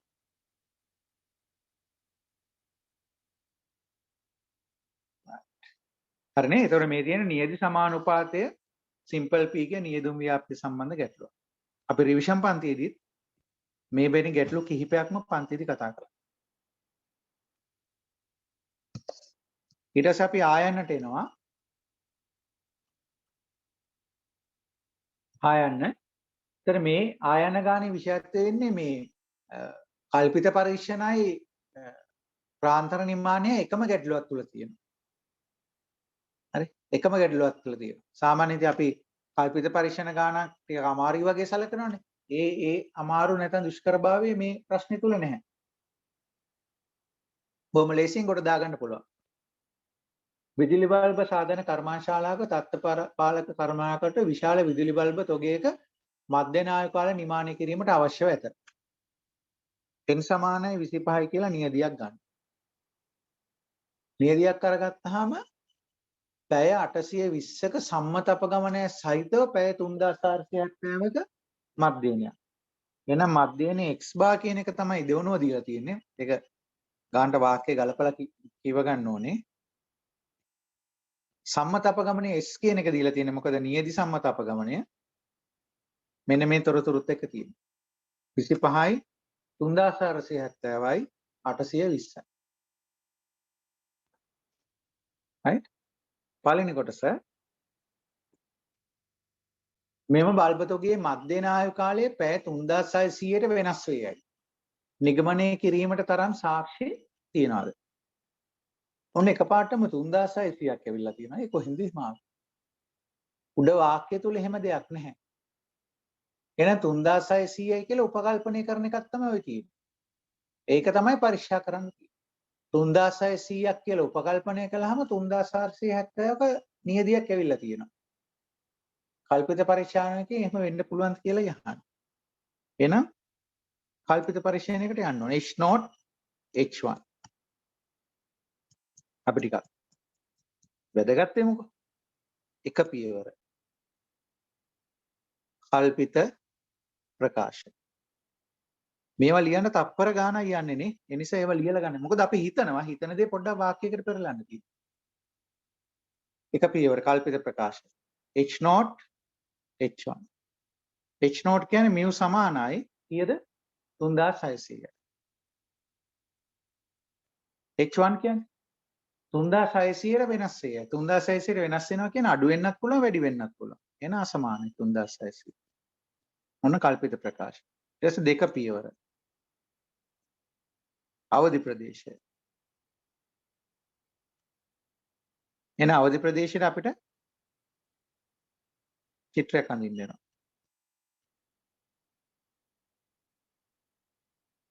මොකද ව්‍යාප්ති වක්‍රය වෙන්නේ? මැද බිඳුවයි. මොකද ව්‍යාප්ති වක්‍රය? ඉසෙඩ්ද ටීද? ටී ව්‍යාප්තියද ඉසෙඩ් ව්‍යාප්තියද? ටී ව්‍යාප්තිය තමයි භාවිතා කරන්නේ. මොකද කුඩා නියදියක් අරගෙන තියෙන නිසා. කුඩා නියදියක් නිසා ටී ව්‍යාප්තිය භාවිතා කරනවා. n සමාන 25 කුඩා නියදියක් බැවින් ටී ව්‍යාප්තිය භාවිතා කරයි. හැබැයි ඒකම තව උපකල්පනයක් තියෙනවා. ටී ව්‍යාප්තිය භාවිතා කරන උපකල්පනය මොකක්ද? සංගහනයේ ප්‍රමත ව්‍යාප්ත වේ කියන එක. ඒක මෙතන ලිව්වේ නැතුණට කමක් නැහැ. මොකද රෝම ඉලක්කම් 3න් ඒක අහනවා. ඒ වාට පිළිතුරු සැපයීම සඳහා සිදු කළ යුතු උපකල්පනය කුමක්ද කියලා. ඒක නිසා ඒක එතනදී ලියන්න ඉඩ තියාගන්න. ටී ව්‍යාප්තිය. එතකොට degrees of freedom ඕන වෙනවා. n ඍණ 1 25 එකක් ගියාම 24යි. එතකොට අසමානයි 3600 නිසා අවදි ප්‍රදේශයේ වලිග දෙකේම තියෙනවා. එක පැත්තක් ඇල්ෆා බෙදීම දෙක බැගින්. ඒතර ඇල්ෆා කීයයි කියලාද අපිට ගානේ ගන්න තියෙන්නේ? 100ට මේ 0.5යි කියලා තියෙන්නේ. එහෙනම් මේක 0.2යි 2.5ක් වෙනවා. එහෙනම් ඔයගොල්ලෝ ටී ව්‍යාප්ති වගුවෙන් කියවන්න ඕනේ විභාගේ ටී ව්‍යාප්ති වගුව දීලා තියෙනවා. එක වලිගයක 0.2යි 2.5යි එක 0.2යි 2.5 තීරුවේ 24 පේලියක් කියවුවාම අවදි අගය අපිට හමු වෙනවා 2.0.6යි 4යි කියලා.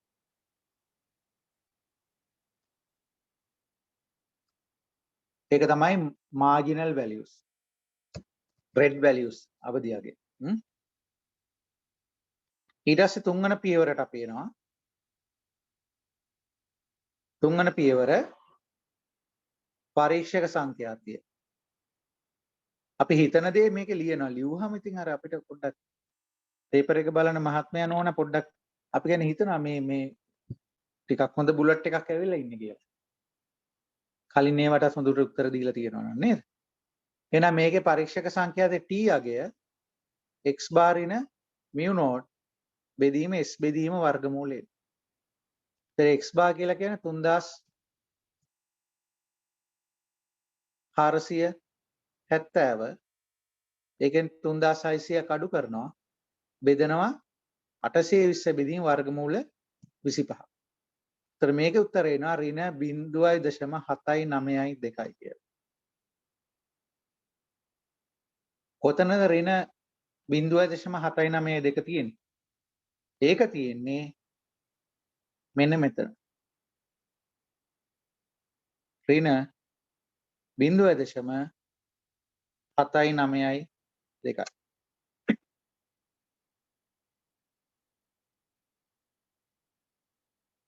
එයා ඉන්නේ පිළිගැනුම් ප්‍රදේශයේ. එයා ඉන්නේ පිළිගැනුම් ප්‍රදේශයේ. එහෙනම් හතරවන පියවර තීරණය.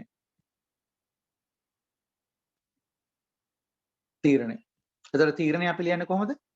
පරීක්ෂක සංඛ්‍යාති t සමාන ඍණ මේක පිළිගැනුම් ප්‍රදේශයට වැටේ. ඒ නිසා h naught පිළිගනි. h naught පිළිගනි. h naught පිළිගන්නවා කියන්නේ එනම් මධ්‍ය නායක කාලයේ පැය 3600ට වඩා වෙනස් වේයයි කියන මතය ප්‍රතික්ෂේප වේ. වෙනස් වෙන්නේ. වෙනස් වෙනවනේ වලිගය ඈතට යන්නේ. වෙනස් වේයයි නිගමනය කිරීමට මෙම සාක්ෂි ප්‍රමාණවත් නොවේ. දැන් ප්‍රතික්ෂේප කරන්න බෑ කියන. right? ඊට පස්සේ අංක 2 මෙම බලපොතේ මධ්‍ය නායක කාලය සඳහා 95ක විශ්‍රම ප්‍රාන්තරයක් ගොඩනගා. එහෙනම් මේ තියෙන ප්‍රාන්තර නිමානය mu සමාන x බා ධන හෝරින නැවත t ව්‍යාප්ත තියෙන t වතාවක් s බෙදීම වර්ගමූලය.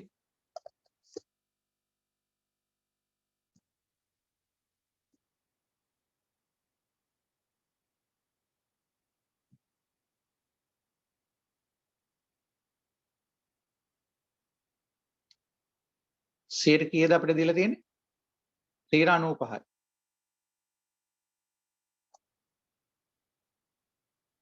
දැන් ඇත්තටම ඔයගලගෙන් ප්‍රශ්නයක් අහන්න තිබුණා තව දෙයක්. මොකද්ද? පෙසිලියා මට්ටම සහ විශ්‍රම්භ මට්ටම අතර වෙනස.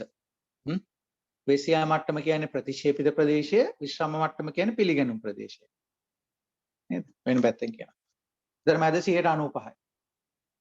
දැන් ආයේ තියෙන t ව්‍යාප්තිය.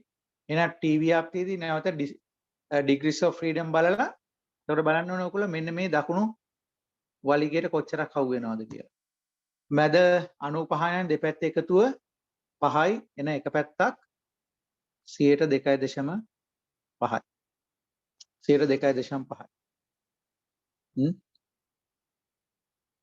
2.5යි. 2.5යි.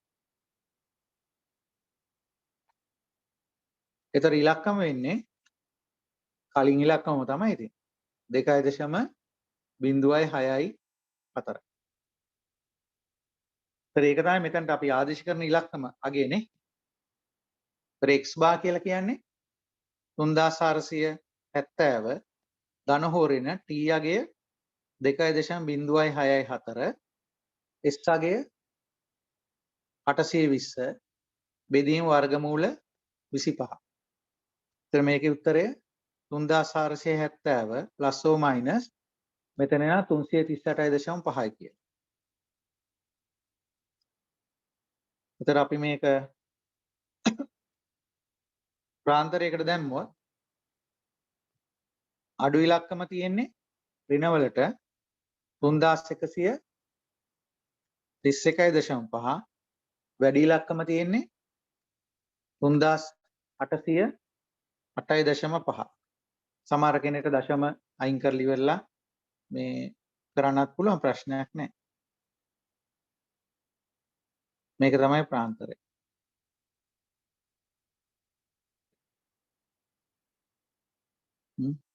අපිට ලියන්න පුළුවන් mu සමානයි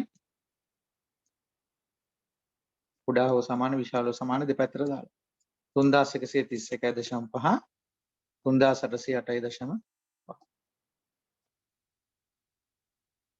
ඊට පස්සේ තුන්වෙනි එකේ තමයි උපකල්පනය තියෙන්නේ. උපකල්පනයට ලියන්නේ මොකක්ද? ඉහත 1 2 කොටස් වලට පිළිතුරු සැපයීම සඳහා කළ යුතු උපකල්පනය කුමක්ද? උපකල්පනය තමයි අනේ සර් මට සම්පූර්ණ ලකුණු ලැබෙයි කියා මම උපකල්පනය කරමු. උපකල්පනය තමයි සංගහණය ප්‍රමතව ව්‍යාප්ත වේ කියන්නේ.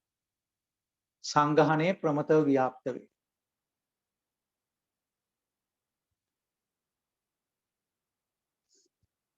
ඊට පස්සේ ප්‍රශ්නාංක 5 අයන් තාප්පු යන්නන්ගෙන් බොහෝ දෙනෙක් සිල්ලර බඩු ගැනීමට වැඩි වශයෙන් යන්නේ සතියේ අනෙක් දිනවලට වඩා සෙනසුරාදා දිනේ. කෙසේ වෙතත් මෙලෙස සිල්ලර බඩු ගැනීම ආදී වශයෙන් කතාවක් තියෙනවා. මේ තියෙන්නේ මොකද්ද? කයි වර්ග ව්‍යාප්ති ගැටලුවක්. අපිට තියෙනවා සිල්ලර බඩු ගැනීම ප්‍රධාන වශයෙන් යන දින අනුව වයස් කාණ්ඩ අතර වේසියා වෙනසක් ඇතැයි නිගමනය කිරීමට සාක්ෂි තියෙනවද කියලා 100% මට්ටමේදී පරීක්ෂා කරලා බලන්න. හරි? එහෙනම් මේ තියෙන්නේ කයි වර්ග ව්‍යාප්ති ගැටලුව.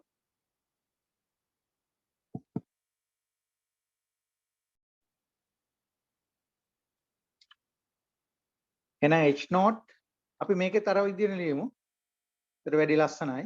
එක පියවර කල්පිත ප්‍රකාශ. h not මොකද ප්‍රවර්ග දෙක? ඒක කෙටියෙන් ලියමු. දිනය කියලා ලියමු නේද? දිනය හා වයස් කාණ්ඩ එකිනෙකට ස්වායත්ත වේ. දිනය හා වයස්කාණ්ඩ එකිනෙකට ස්වායත්ත වේ. H1 කියලා කියන්නේ දිනය හා වයස්කාණ්ඩ එකිනෙකට පරායත්ත වේ. එස දෙක පියවර පරීක්ෂක දෙක පියවර අවදි ප්‍රදේශය. දෙක පියවර අවදි ප්‍රදේශය. ඒතර අවදි ප්‍රදේශයේදී අපි අදින්නේ කයි වර්ග ව්‍යාප්ති වක්‍රය. ඒක දකුණට කුටික ව්‍යාප්තිය. මේ දකුණු කෙළවරේ තමයි වෙස්සියා මට්ටම ඇල්ෆා ලකුණු එන්නේ. 100%යි. 0.05යි. ඒතර කයි වර්ග අගය කියවන්න ඕනේ. ඒකට ඩිග්‍රීස් ඔෆ් ෆ්‍රීඩම් ගන්න ඕනේ. ඒ කියන්නේ පේලි ගණනේ එකක් තීරු ගණනේ එකක් අඩු වෙලා ගුණිතය. m ඍණ 1 n ඍණ 1 සංකේත ප්‍රශ්නයක් නෑ. පේලි කීයක් තියනවද? සෙනසුරාදා සහ සෙනසුරාදා නොවන කියලා දෙකයි. දෙකෙන් එකයි. වයස්කාණ්ඩ 3යි. 3න් එකයි. ඒතර දෙකයි. ඒතර ඕගලන්ට ටේබල් එකක් මේකට දීලා නෑ. ඕගලන්ට ඉලක්කම් කිහිපයක් තියෙනවා. ඒ ඉලක්කම් හැම එකේම වෙස්සියා මට්ටම 105ම ඉන්නවා. නේද? ඩිග්‍රීස් ඔෆ් ෆ්‍රීඩම් තමයි 1 2 3 4 5 කියලා වෙනස් කරලා තියෙන්නේ. මොකද ඩිග්‍රීස් ඔෆ් ෆ්‍රීඩම් තමයි කෙනෙක්ගේ අතින් වර්ධින්න පුළුවන්. ඒතර ඩිග්‍රීස් ඔෆ් ෆ්‍රීඩම් මේ වෙලාවේ තියෙන්නේ 2. එහෙනම් මේක 5.991. හරි. ඕක තමයි අවධියගේ වෙන්නේ. ඊට තුන්වෙනි එක තමයි පරීක්ෂක සංඛ්‍යාත. 3 පියවර පරීක්ෂක සංඛ්‍යාතිය. හරි. ඒතර පරීක්ෂක සංඛ්‍යාතියට සූත්‍රයක් තිබෙනවා. කයි වර්ගයේ සමානයි සිග්මා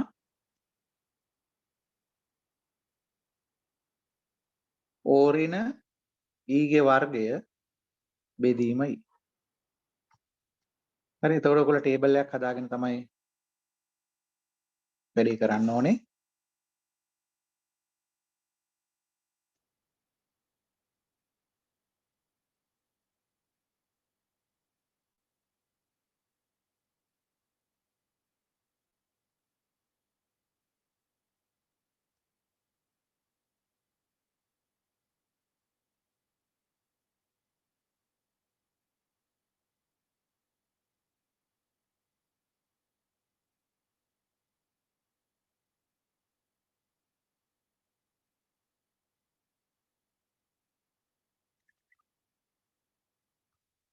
right. එතකොට මෙතන ඉන්නේ සැටර්ඩේ වෙන්න පුළුවන්, සැටර්ඩේ නොවෙන්න පුළුවන්. එතස වයස්කාණ්ඩ 3ක් තියෙන්නේ නේද? එකතුන් අපි දාගත්ත මේ හැම එකෙම O තියෙනවා. O වගේ.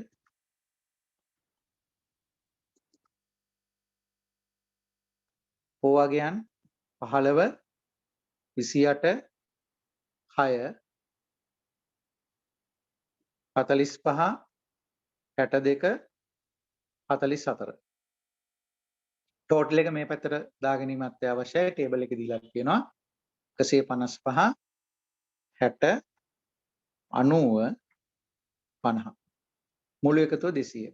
මේවා චෙක් කරලා බලන්න දීලා තියෙන ඉලක්කනොත් හරිද කියලා. ඒතර පළවෙනි විතරක් ගණනය කරන විදිය පෙන්නලා ඊටු ටික කැල්ලකින් කරමු. ඊ ගණනය කරන්නේ 45 වැඩි කරනවා 60 බෙදනවා 200. ඒත් පළවෙනි ඉලක්කම වෙනවා 15යි 13.2යි කියලා.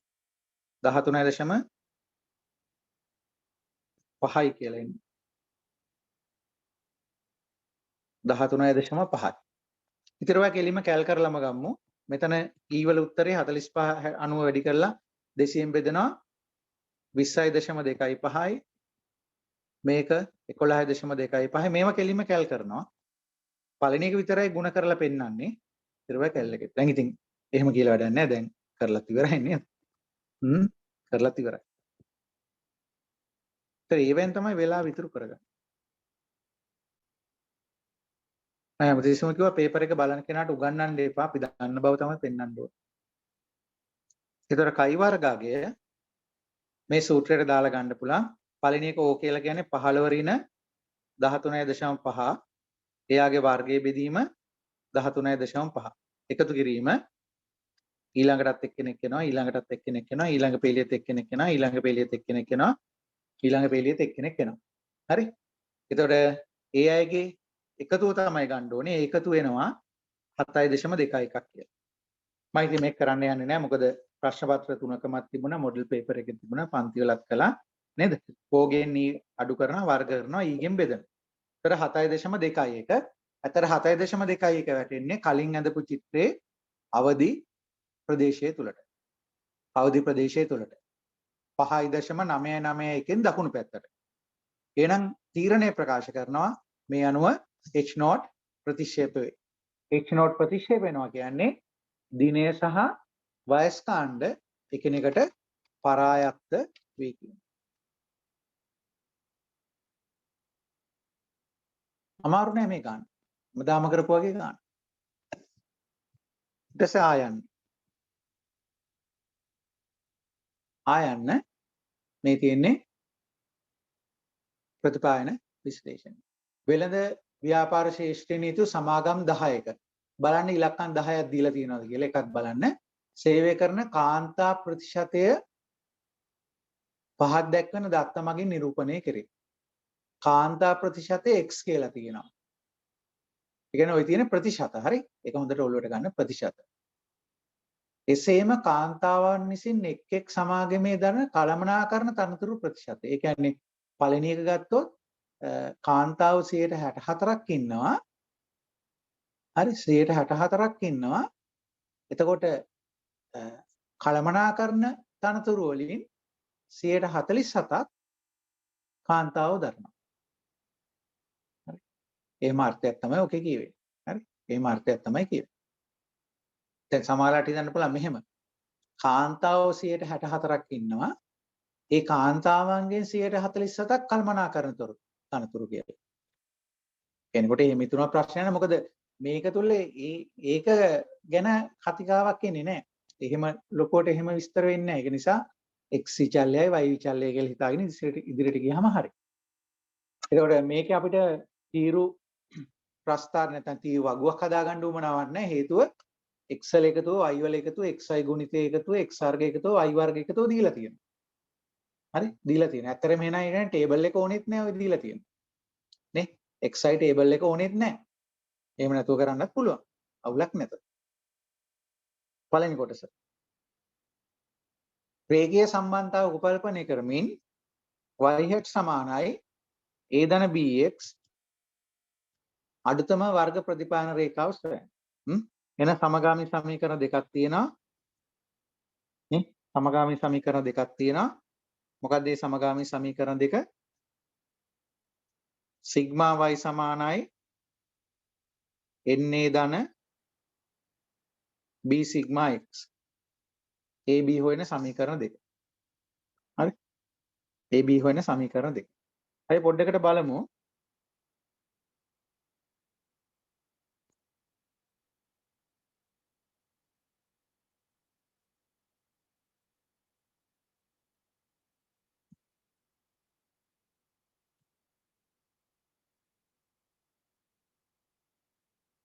දැන් මේ තියෙන ඔයගොල්ලන්ගේ සූත්‍රිකා ලයිස්තුව. සූත්‍රිකා ලයිස්තුවේ AB හොයන්න සූත්‍ර දෙකක් දීලා තියෙනවා මේ තියෙන්නේ. A තියෙනවා මෙතන B තියෙනවා මෙතන. හරි? A සොයන සූත්‍රය නම් හරි ලේසි. මධ්‍යනයන් දෙකක් කියන්න තියෙනවා. හැබැයි B වල සූත්‍රයට තියෙන්නේ මොකද්ද? SXI SXX එක. ඒතර XI XX කියන දෙක මෙතන නිසා මෙතනින් හොයාගන්න වෙනවා. නේ? ඒකටත් වෙනම කොතන්දර දෙකක් තියෙනවා. එහෙමත් සූත්‍ර ලයිස්තුව පාවිච්චි කරන්න පුළුවන්. නෝ මට හිතෙනවා වඩා ලේසි වෙයි කියලා ඔයගලන්ට.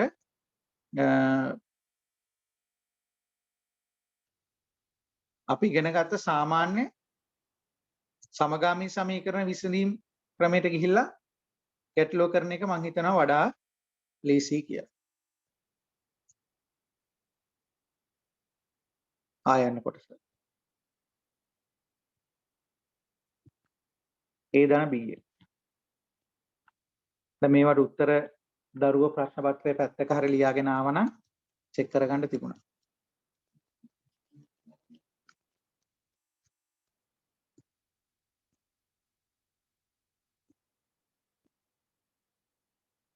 හරි. ඒතකොට 1 2 සමීකරණ දෙක ආය අලුත් කරන්න පුළුවන්. සිග්මාමයි 375යි සමානයි මේක 10යි නේ. 10යි a ධන 548යි b මේක අංක 1 මේක 21899 සමානයි 548යි a ධන 31836යි b අංක 2 මේ දෙක කැල් එකෙන් විසඳන්නේ a සමානයි ඍණ 3.44 b සමානයි 0.75 හරි ඒ නිසා ප්‍රතිපායන රේඛාව y hat සමානයි ඍණ 3.44 ධන 0.75යි x 0.75යි ඊට පස්සේ දෙවෙනි කොටස ප්‍රතිපායන සංගුණකය සිම්පල් b විවරණය කරන්න කියලා තියෙනවා. ඒ සිම්පල් a විවරණය කරන්න කියලා නැත්තේ. සිම්පල් a වලට තියෙන ඍණාන්තක ඛණ්ඩයක්. ඍණාන්තක ඛණ්ඩයක් එනකොට ඒකට අර්ථයක් දැක්වෙන්නේ. ඔයගොල්ලෝ බැලුවොත් මම ඔයගලන්ට දුන්න මොඩල් පේපර් එකේ වීඩියෝ එකේ මේ தත්ත්වය තිබුණා. මොඩල් පේපර් එකේ ඔයගලන්ට මම දුන්න වීඩියෝ එකේ සිම්පල් a වලට ආවේ ඍණාගයක්. ඒක මම එතන මේ දෙන්නම අර්ථ දක්වන්න කියලා කිව්වා. ඒතකොට අපි එතන ලිව්වා ඒ වලට අර්ථයක් දෙන්න බෑ කියලා. ඉලක්කමක් ආවාට ඒකට අර්ථයක් දෙන්න බෑ. මෙතනත් ඒ වගේම තත්ත්වයක් තියෙන්නේ. ඒක නිසා ඒ වල අර්ථය ගැන අහන්න යන්නේ නැහැ. මම ඉතින් අර්ථ නොදැක්වෙන එකක් ඇහුවා. වචනේ ගන්න ඕන නිසා මෙතනදී ඒක නැතුව කෙලින්ම b විතරක් අර්ථ දක්වන්න තියෙනවා. ඒතර b කියලා කියන්නේ මේ අංක 1 කොටස මේ තියෙන්නේ. ඒතර අංක 2 b කියලා කියන්නේ 0.75යි. එහෙනම් b වල තේරුම් වෙන්නේ මොකද්ද? අන්තක් අනුක්‍රමණය කියලා කියන්නේ හරහට එකක් යනකොට ඉහළට හෝ පහළට කීයක් යනවද කියන එක. මේක ධනාගයක් නිසා ඉහළට යන්නේ. එහෙනම් මොකද මේකෙන් කියවෙන්නේ? හරහට එකක් යනකොට කියන්නේ එක්සල එකක් කියලා කියන්නේ සේවය කරන කාන්තා ප්‍රතිශතයේ 100%කින් වැඩි වෙනකොට නේ. මෙහෙට 100%කින් වැඩි වෙනකොට මෙහෙට 100ට කීයකින්ද? 0.75කින් වැඩි වෙනවා කියන්නේ. ඉතින් ඒක 100ට 1 කියලා කියනවට වඩා ලේසි 100ට 100ක් කියන එක නේ. එහෙනම් මේකේ තේරුම තමයි සේවය කරන කාන්තා ප්‍රතිශතය 100%කින් වැඩි කරන විට කාන්තාවන් දරන කළමනාකරණ තනතුරු ප්‍රතිශතය 75%කින් වැඩි වෙනවා කියන එක. 75 දක්වා නෙමෙයි kin by if x exceeds by 100% then y will increase by 75% by කියන එක හරි kin එමයි ලියවෙන්නේ හරි සේවය කරන කාන්තා ප්‍රතිශතය 100%කින් වැඩි කරන විට කාන්තාවන් දරන කළමනාකරණ ප්‍රතිශතය 75%කින් වැඩි වෙනවා. right ඊට තුන්වෙනි කොටස නිර්ණන සංගුණකේ ගණනය කරන්න. නිර්ණන සංගුණය කියන්නේ කැපිටල් R වර්ගය. කැපිටල් R වර්ගය හොයන්නේ සිම්පල් R හොයලා ඒක වර්ග කරලා. ඒ නිසා පළමුවෙන්ම සිම්පල් R හොයන්න ඕනේ. සිම්පල් R හොයන්නේ සූත්‍රිකාලා ස්තුවේ තියෙන අර SXX SYY SXY එක. සූත්‍රිකාලා ස්තුවේ තියෙන. හරි? ඒක නිසා මෙතනදී අපේ ආරම්භකම සූත්‍රය තමයි භාවිතා කරන්න ඕනේ. මොකක්ද ඒ සූත්‍රය?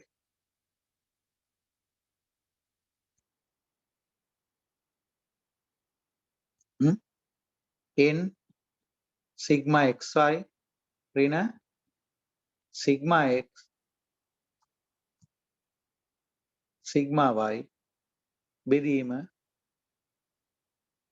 වර්ගමූලය තුල n සිග්මා x වර්ගයේ ඍණ සිග්මා x සම්පූර්ණකයේ වර්ගය n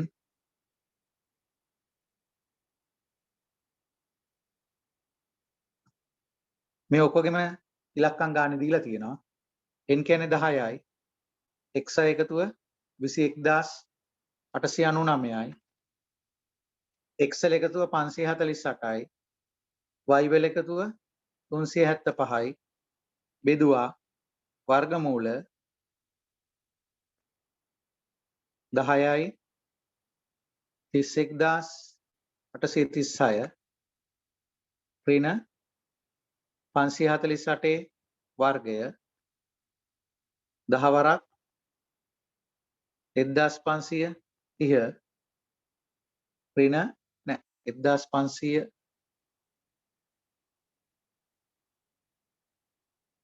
15307යි ඍණ 375 වර්ගය. හරි මේක සුළු කරලා ඔක්කොම කරලා ගත්තාම 0.9ක් කියලා එනවා. මේ තියෙන සිම්පල් r. ඒ නිසා කැපිටල් R වර්ගය ලියන්න පුළුවන්. සිම්පල් R වල වර්ගය 0.81යි කියලා. මේක තමයි උත්තරේ. ඒ විවරණය කරන්න. නිර්ණන සංගුණකයේ විවරණය කිරීම අපි නිර්ණන සංගුණකයක හැම වෙලාවෙදීම ලියලා තියෙනවා. මොකද්ද මේකෙන් කියන්නේ? මේකෙන් කියන්නේ 81ක්. මොකද්ද මේ 81? මොකද්ද මේකෙන් කියවෙන 81 කියන්නේ? නිර්ණන සංගුණකයෙන් කියන්නේ ප්‍රතිපායන රේඛා යොදා ගැනීමේ හොඳකම ගැන කියන්නේ. ඒ හොඳකම කොහොමද මෙෂර් කරන්නේ? y අගයන්ගෙන් 81ක් විස්තර කරන්නේ x අගයන් මගින්. කියන y කියන පරායති චල්‍ය හැදිලා තියෙන්නේ x වලින් 81ක් පාවිච්චි කරලා. ඊටු 119 වෙන වෙන කරුණු. ඉතින් 81ක් කියන්නේ හොඳයි. නේ ඒකයි ලියන්න තියෙනවා. විවරණය කොහොමද ලියන්නේ?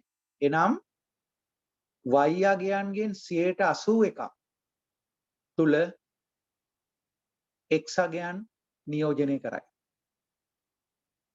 y අගයන් 81ක් තුල x අගයන් නියෝජනය කරයි.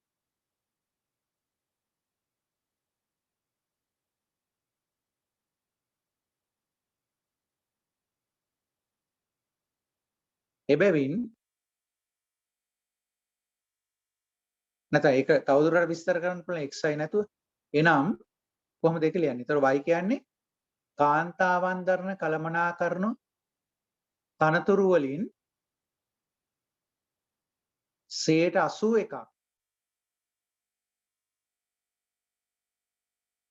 විස්තර කිරීම සඳහා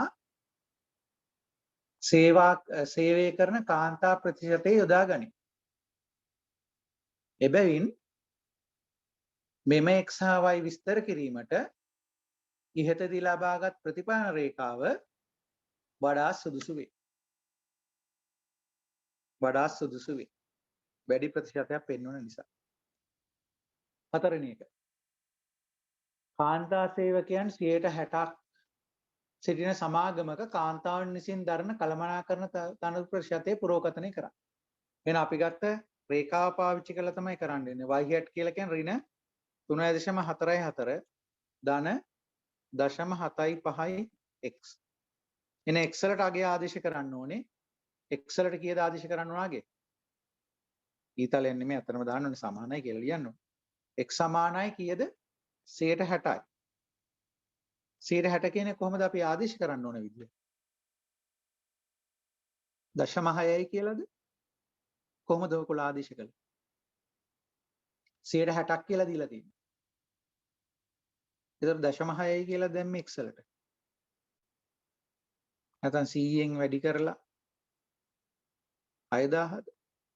ඒක නම් තේරුම් නැහැ. 100න් බෙදනවනේ බෙදන්නේ 0.6ද? නැහැ. මේක දාන්න ඕනේ 60 කියලාමයි. හේතුව බලන්න ටේබල් එකේ ඔන්න ඔතනට තමයි ටේබල් එක වැදගත් වෙන්නේ. ඔය ටේබල් එක වැදගත් වෙන්නේ මෙතනදී. ටේබල් එක දීලා තියෙන එක.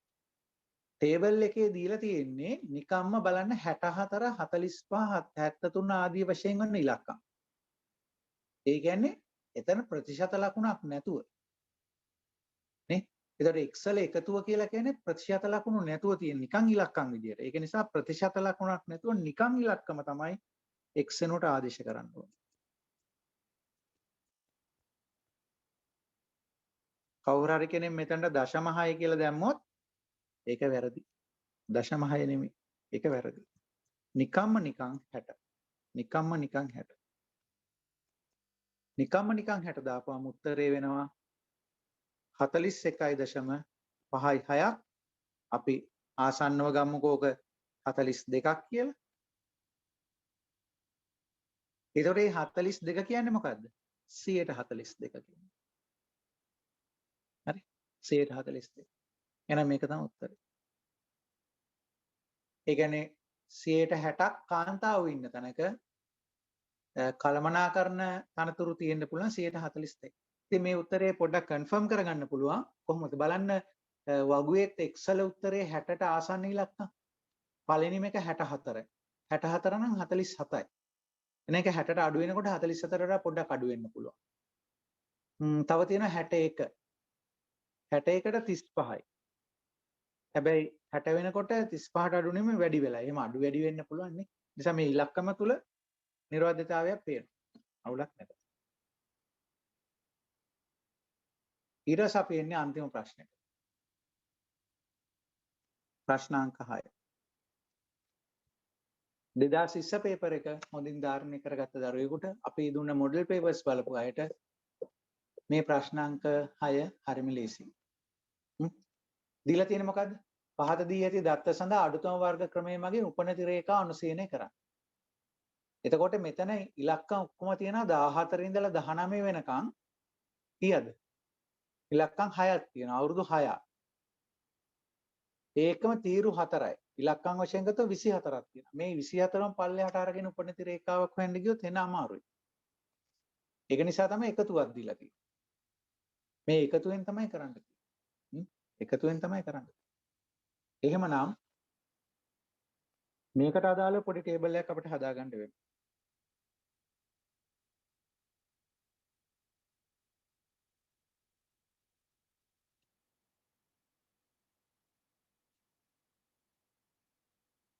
කාලය t කියලා ගන්නත් පුළුවන්. නැත්නම් x කියලා ගන්නත් පුළුවන්. මේක y යගේ. අපි සාමාන්‍යයෙන් ගියේ x කියලාමනේ. x කියලාම ලියමු. එතකොට ඒක අවුරුදු වලින් තියෙන y යගයන් ටික තියෙන්නේ පල්ලෙහාට 299යි 314යි 340යි 364යි 391යි 416යි.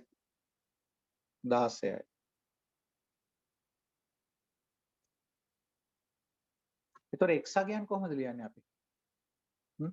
x අගයන් ලියන්න ඕනේ අවුරුදු වලින් නෙමෙයිනේ. x ලාගයන් එකේ ඉඳලා 6 වෙනකල් ලියන්නත් පුළුවන්. නමුත් අර අපි මූලය කියලා දාන නිසා මේකේ මැද ඉලක්කමකට තමයි බිඳුව දාන්නේ. නමුත් දැන් මේ ඉලක්කම් සීරීස් එකේ ඉලක්කම් ඔක්කොම 6ක් තියෙන නිසා මැදක් නැහැ. ඒ නිසා අපි මැදක් නොවන තැනකට හරි කමන්නේ බිඳුව දාමු. මෙතන බිඳුව දාමු. ඒ කියන්නේ බිඳුව දාලා තියෙන එතකොට කාටද? 2016ට තමයි බිඳුව වැටලා තියෙන්නේ.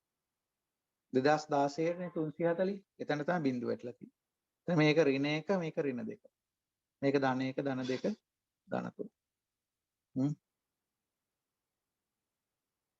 right. 2020 පේපර් එකේ මෙවැනිම යෙදීමක් තමයි ආවේ. right. එහෙමනම් අපි මුලින්ම අපේ ගානේ තියෙන්නේ මොකද්ද? උපනති රේඛා අනුසීලනය කරන්න. එහෙනම් y සමානයි a ධන y සමානයි a ධන bx. තර කලින් වගේම තමයි අර ප්‍රතිපායනයේදී ගත්ත විදියටමයි සමීකරණ.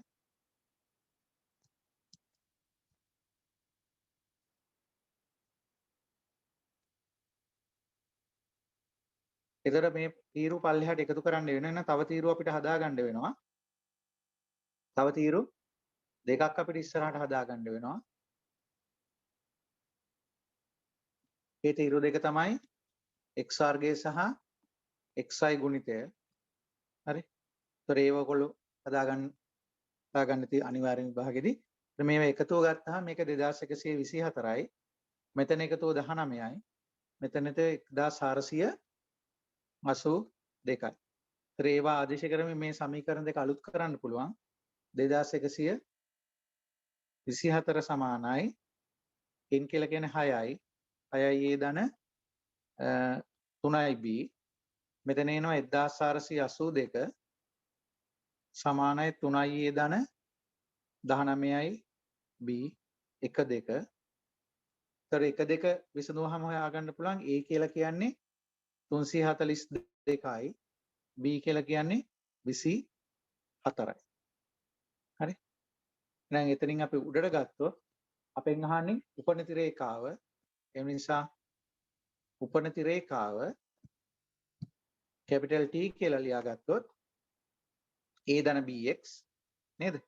මේ මෙතන දැන් මේ බලන්න මම මෙතන මේ y කියලා ලියලා තියෙන්නේ කැපිටල් T කියන එක තමයි ආ. කැපිටල් T කියන එක තමයි.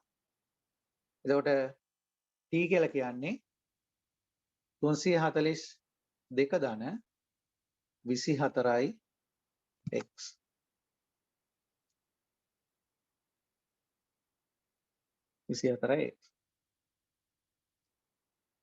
මේකේ වැදගත් දෙයක් තියෙනවා. මේකේ මූලය මෙතන ඉස්සරහ ලියන්න ඕනේ. මේකේ මූලය වෙන්නේ මොකද්ද? 2016. ඒක ඔයගොල්ලෝ ගත්ත ක්‍රමය අනුව තමයි උඩම ඉලක්කමට බිඳුව දාන්නත් පුළුවන්. මෙතනට බිඳුව. එන මෙතනට බිඳුව දැම්මොත් මූලය වෙන්නේ 2014. හරි? එතනට බිඳුව දැම්ම මූලය වෙන්නේ 2014. ඉතින් ගන්න විදිහ අනුව තමයි ඒක තියෙන්නේ. මේ ගානේදී මෙතනදී මූලය 2016 වෙනවා. හරි. ඔය පළවෙනි එකනේ. ඊට පස්සේ දෙවෙනි කොටස මයි ස්ක්‍රීන් එක අයින් වෙනවා. දෙවෙනි කොටස අපිට කියන 2022 කාර්තෝත්තර සඳහා උපනතිය ගැන පුරෝකථනය කරන්න. ඒතර අපි මේ අරගෙන තියෙන්නේ වාර්ෂික උපනතිය. වාර්ෂික උපනතිය T තමයි අරගෙන තියෙන්නේ 342යි ධන 24යි x කියලා මූලය 2016. අපෙන් අහන්නේ කාර්තු සඳහා ගන්න කියලා. එහෙනම් එම නිසා ගන්න පුළුවන් කාර්තුමය උපනතිය T සමානයි 4ෙන් බෙදනවා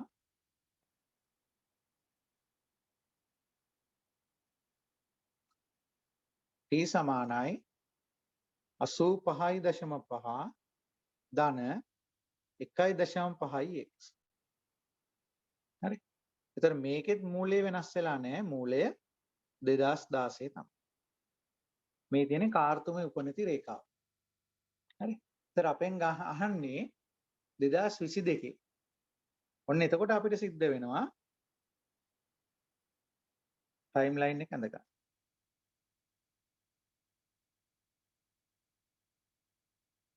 ටයිම් ලයින් එක ඇඳ ගන්න සිද්ධ වෙනවා. ඒතර පටන් ගන්නේ 2014 15 16 17 18 19 20 21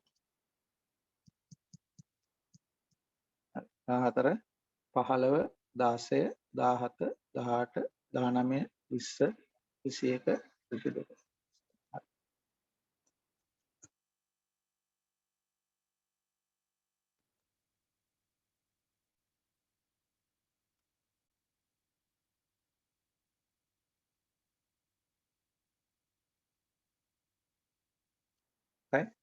දැන් අපේ මූලය කොතනද තියෙන්නේ? මූලය තියෙන්නේ 2016. 2016 මූලය කියලා කියන්නේ 2016 කාර්තු 4 තියෙනවා. ඒ කාර්තු 4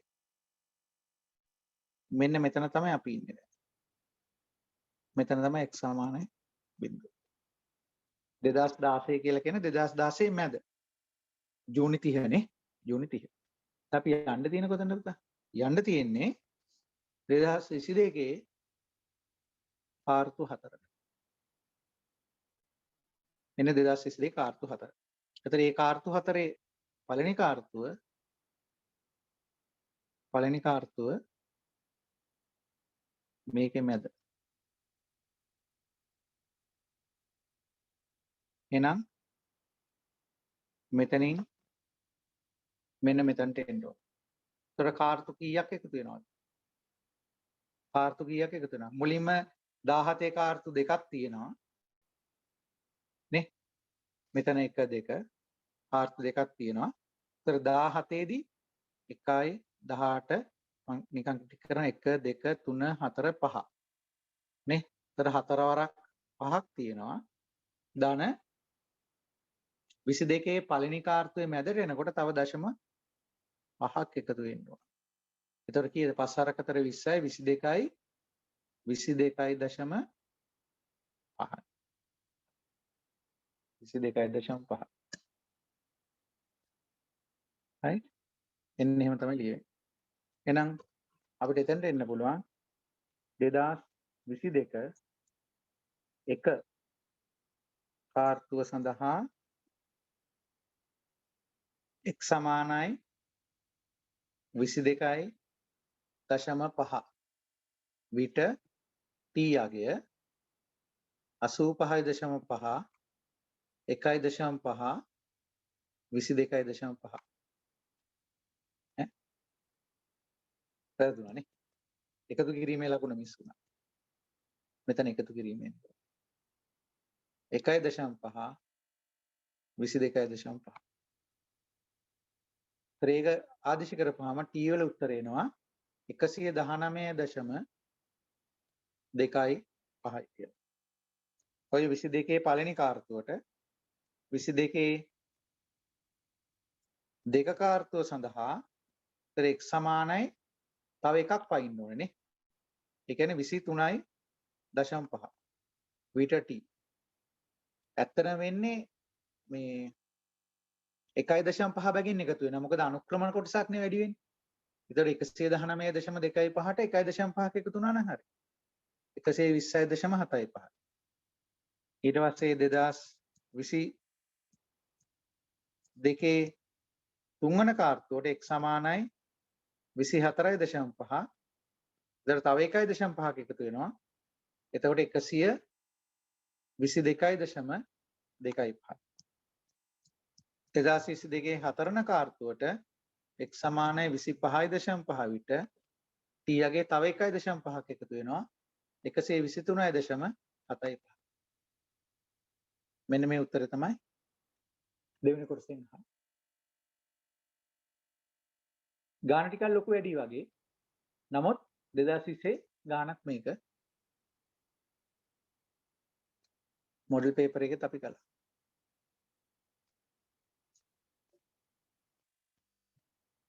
ඊට තුන්වෙනි කොටසට එනවා කේන්ද්‍රික චලම අධ්‍යයන central moving averages. central moving averages නිෂ්පාදනය දරන අනුපාතයේ ප්‍රතිශතයක් ලෙස පහත දැක්වෙන වගුවේ දී ඇත.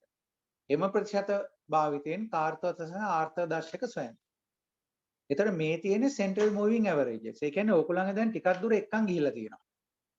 ඒ කියන්නේ y අගයන් තියෙනවා. y අගයන්ගෙන් හතරවන කාර්තුවේ චල මධ්‍යන අරගෙන තියෙනවා. ඒ හතරවන කාර්තුවේ චල මධ්‍යන වලින් ආයේ කේන්ද්‍රික චල මධ්‍යනත් අරගෙන තියෙනවා. හතර නෙමෙයි හතරම දාන්නේ හරි ලකුණනේ. හරි. y අගයේ තියෙනවා. y අගයන් වලින් මාත්‍රයේ හතරවන චල මධ්‍යන අරගෙන තියෙනවා. මාත්‍රය හතර වලින් කේන්ද්‍රික චල මධ්‍යන තරම් තියෙනවා. ඒ කේන්ද්‍රික චල මධ්‍යන තමයි මේ තියෙන්නේ. central moving averages. හරි. central moving averages. එහෙනම් කොහොමද අපි මේකේ ඉතිරි ටික ගෙනියන්නේ? ටිකක් ඔයගලන් ඉස්සරහට අරන් ගිහිල්ලා තියෙනවා. එහෙනම් කොහොමද අපි කරන්නේ? ඔය ටේබල් එකේ පළවෙනි තීරුවේ තියෙන්නේ පළවෙනි කාර්තෝ සඳහා තියෙන ආර්ථව දර්ශක අගයන් 5. එහෙනම් ඒ පහේ ඇවරේජ් එක තමයි ගන්න ඕනේ.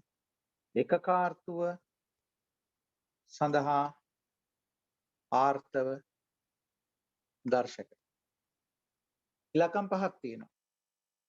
103.2 108.6 110.1 111.4 114.8 මේක ඇවරේජ් එක ගන්න ඕනේ එකතු කරලා පහෙන් බෙදලා. නමුත් අපි එහෙමම කරන්නේ නැහැ. මේකේ මතකද? හුඟාක්ම ඈතට ගිය දෙන්නම අයින් කරනවා. වැඩිම ඉලක්කම මෙයා වයින් කරා.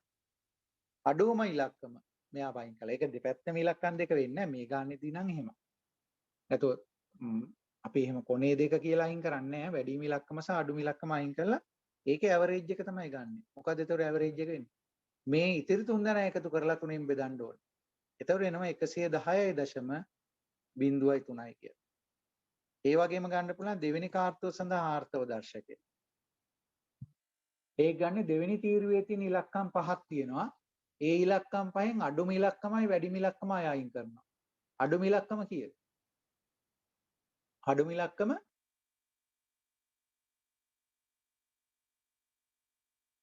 83.1. වැඩිම ඉලක්කම 92. ඒතර මැද තියෙන තුන් දෙනා තමයි එතනදි ඉතිරි වෙන්නේ. නේ? මැද තියෙන තුන් දෙනා තමයි එතනදි ඉතිරි වෙන්නේ. ඒතර ඒක ඇවරේජ් එක ගත්තාම 89.1 බිංදුව කියලා එනවා. ඊට පස්සේ තුන්වන කාර්තුව සඳහා ආර්තව දර්ශකය.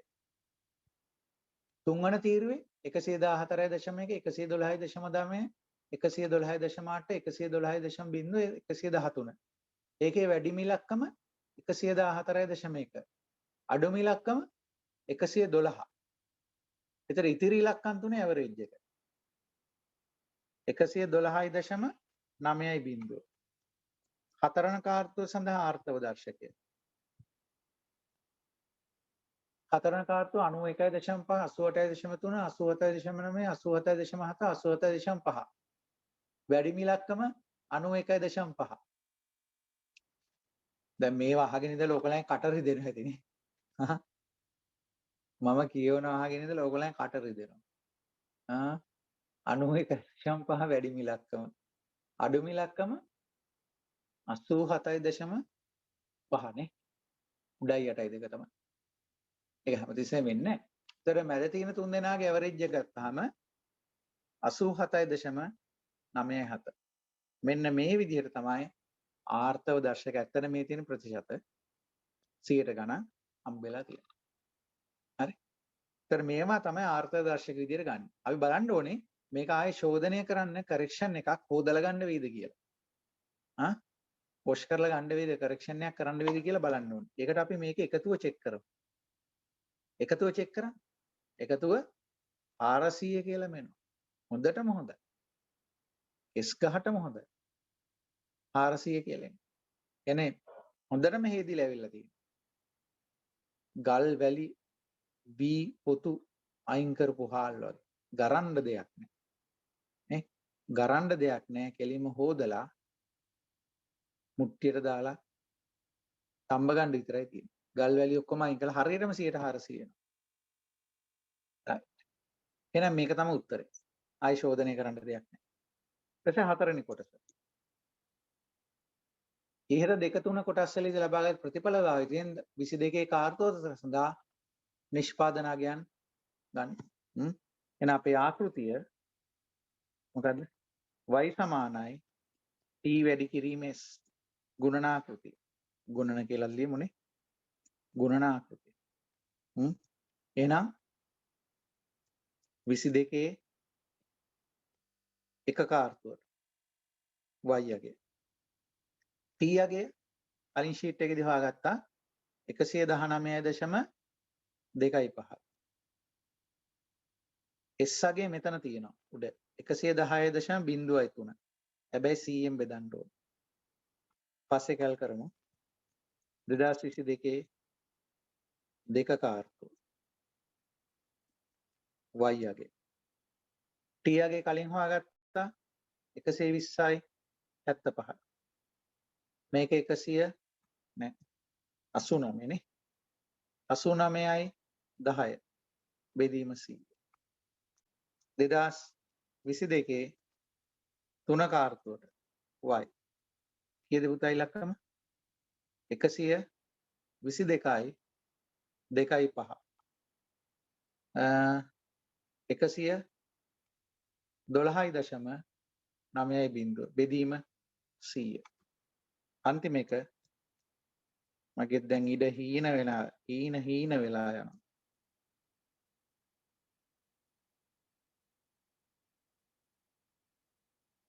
හීන වෙලා යනකොට ස්ටැට් වල හීනය පෙනී නොපෙනී යනවාද හීනේ සැබෑ වෙනවා වගේ. එතකොට මේක 131.2යි 107.6යි 138.0යි 108.9යි. මෙන්න මේ විදිහට තමයි 2022 ඉලක්කම් හමු වෙන්නේ. 2022 ඉලක්කම් හමු. හරි. ඉතින් උත්තර ඔයගොල්ලෝ ලියාගෙන ආවනම්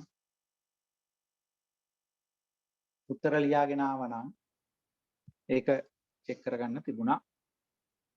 හරි. මේ උත්තරවල යම් නිර්වද්‍යතාවයක් තියෙනවා කියලා හිතෙනවා. මොකද දැන් පළවෙනි අංකය ගත්තොත් ප්‍රශ්නාංක 6 ෆෝමියුලාකම් එකේ තමයි ටේබල් එක තියෙන්නේ. බලන්න පළවෙනි කාර්තුව 75 80 90 එහෙම විදිහට 117යි. ඒතර 20 21 ගිහිල්ලා 22 දී 131.2ක් වගේ එන්න හැකියාවක් තියෙනවා. හැබැයි ඊට වඩා අඩු තැනක තමයි දෙවෙනි කාර්තුව තියෙන්නේ. ඒතර 107ක් වගේ වෙන්න පුළුවන්. ඊට වඩා වැඩි තැනකට තමයි තුන්වන කාර්තුව තියෙන්නේ. පළවෙනි එකටත් වඩා වැඩි තැනක. ඒ නිසා පළවෙනි එකටත් වැඩි 138ක් වගේ එන්න පුළුවන්. ඊට පස්සේ ඒක අඩු 108 වගේත් එන්න පුළුවන්. ඒ නිකන් දල අදහසක් ගැනීම විතරයි. හරි. ඉතින් ප්‍රශ්න පත්‍රය තුල තියෙන දුෂ්කරතාවය තමයි අර ප්‍රශ්න වල ප්‍රමාණාත්මකව සමහරලාට වැඩි වගේ වෙන්න පුළුවන්. එතකොට ඒක තුල යම් ප්‍රමාණයක අපහසුතාවයක් වෙන්න පුළුවන්. නමුත් ප්‍රශ්න පත්‍ර කරලා ඊට පෙර සටහන් වල ගණන් කරලා ප්‍රශ්න පත්‍ර කරලා ආකෘතීන් ප්‍රශ්න පත්‍ර මොඩල් පේපර්ස් හදලා ගියයට මම හිතන්නේ මහ මාරුවක් නැහැ. හරි. කොහොම වුණත් ප්‍රාර්ථනා කරනවා ඔයගලන්ට හොඳ ප්‍රතිඵලයක්. හරි. ඒ බලාපොරොත්තු වෙන දරුවෙක් හොඳම එකකටත් B බලාපොරොත්තු වෙන දරුවෙක් හොඳම B එකකටත් A එකකටත් කිසිම දරුවෙක් අසමත් නොවේවා කියලා ප්‍රාර්ථනා කරනවා. හරි. අපි එහෙමනම් භෞතික පන්ති පටන් ගත්තාම ඔයගොල්ලන්ගේ තුන්වන අවුරුද්දේදී ඉතා ඉක්මනින් හමු වේවා කියන බලාපොරොත්තුවත් එක්ක අද අපි මේ වීඩියෝ එකට ආයිබෝන් කියමු. එන සියලු දෙනාටම ජයක් වේවා.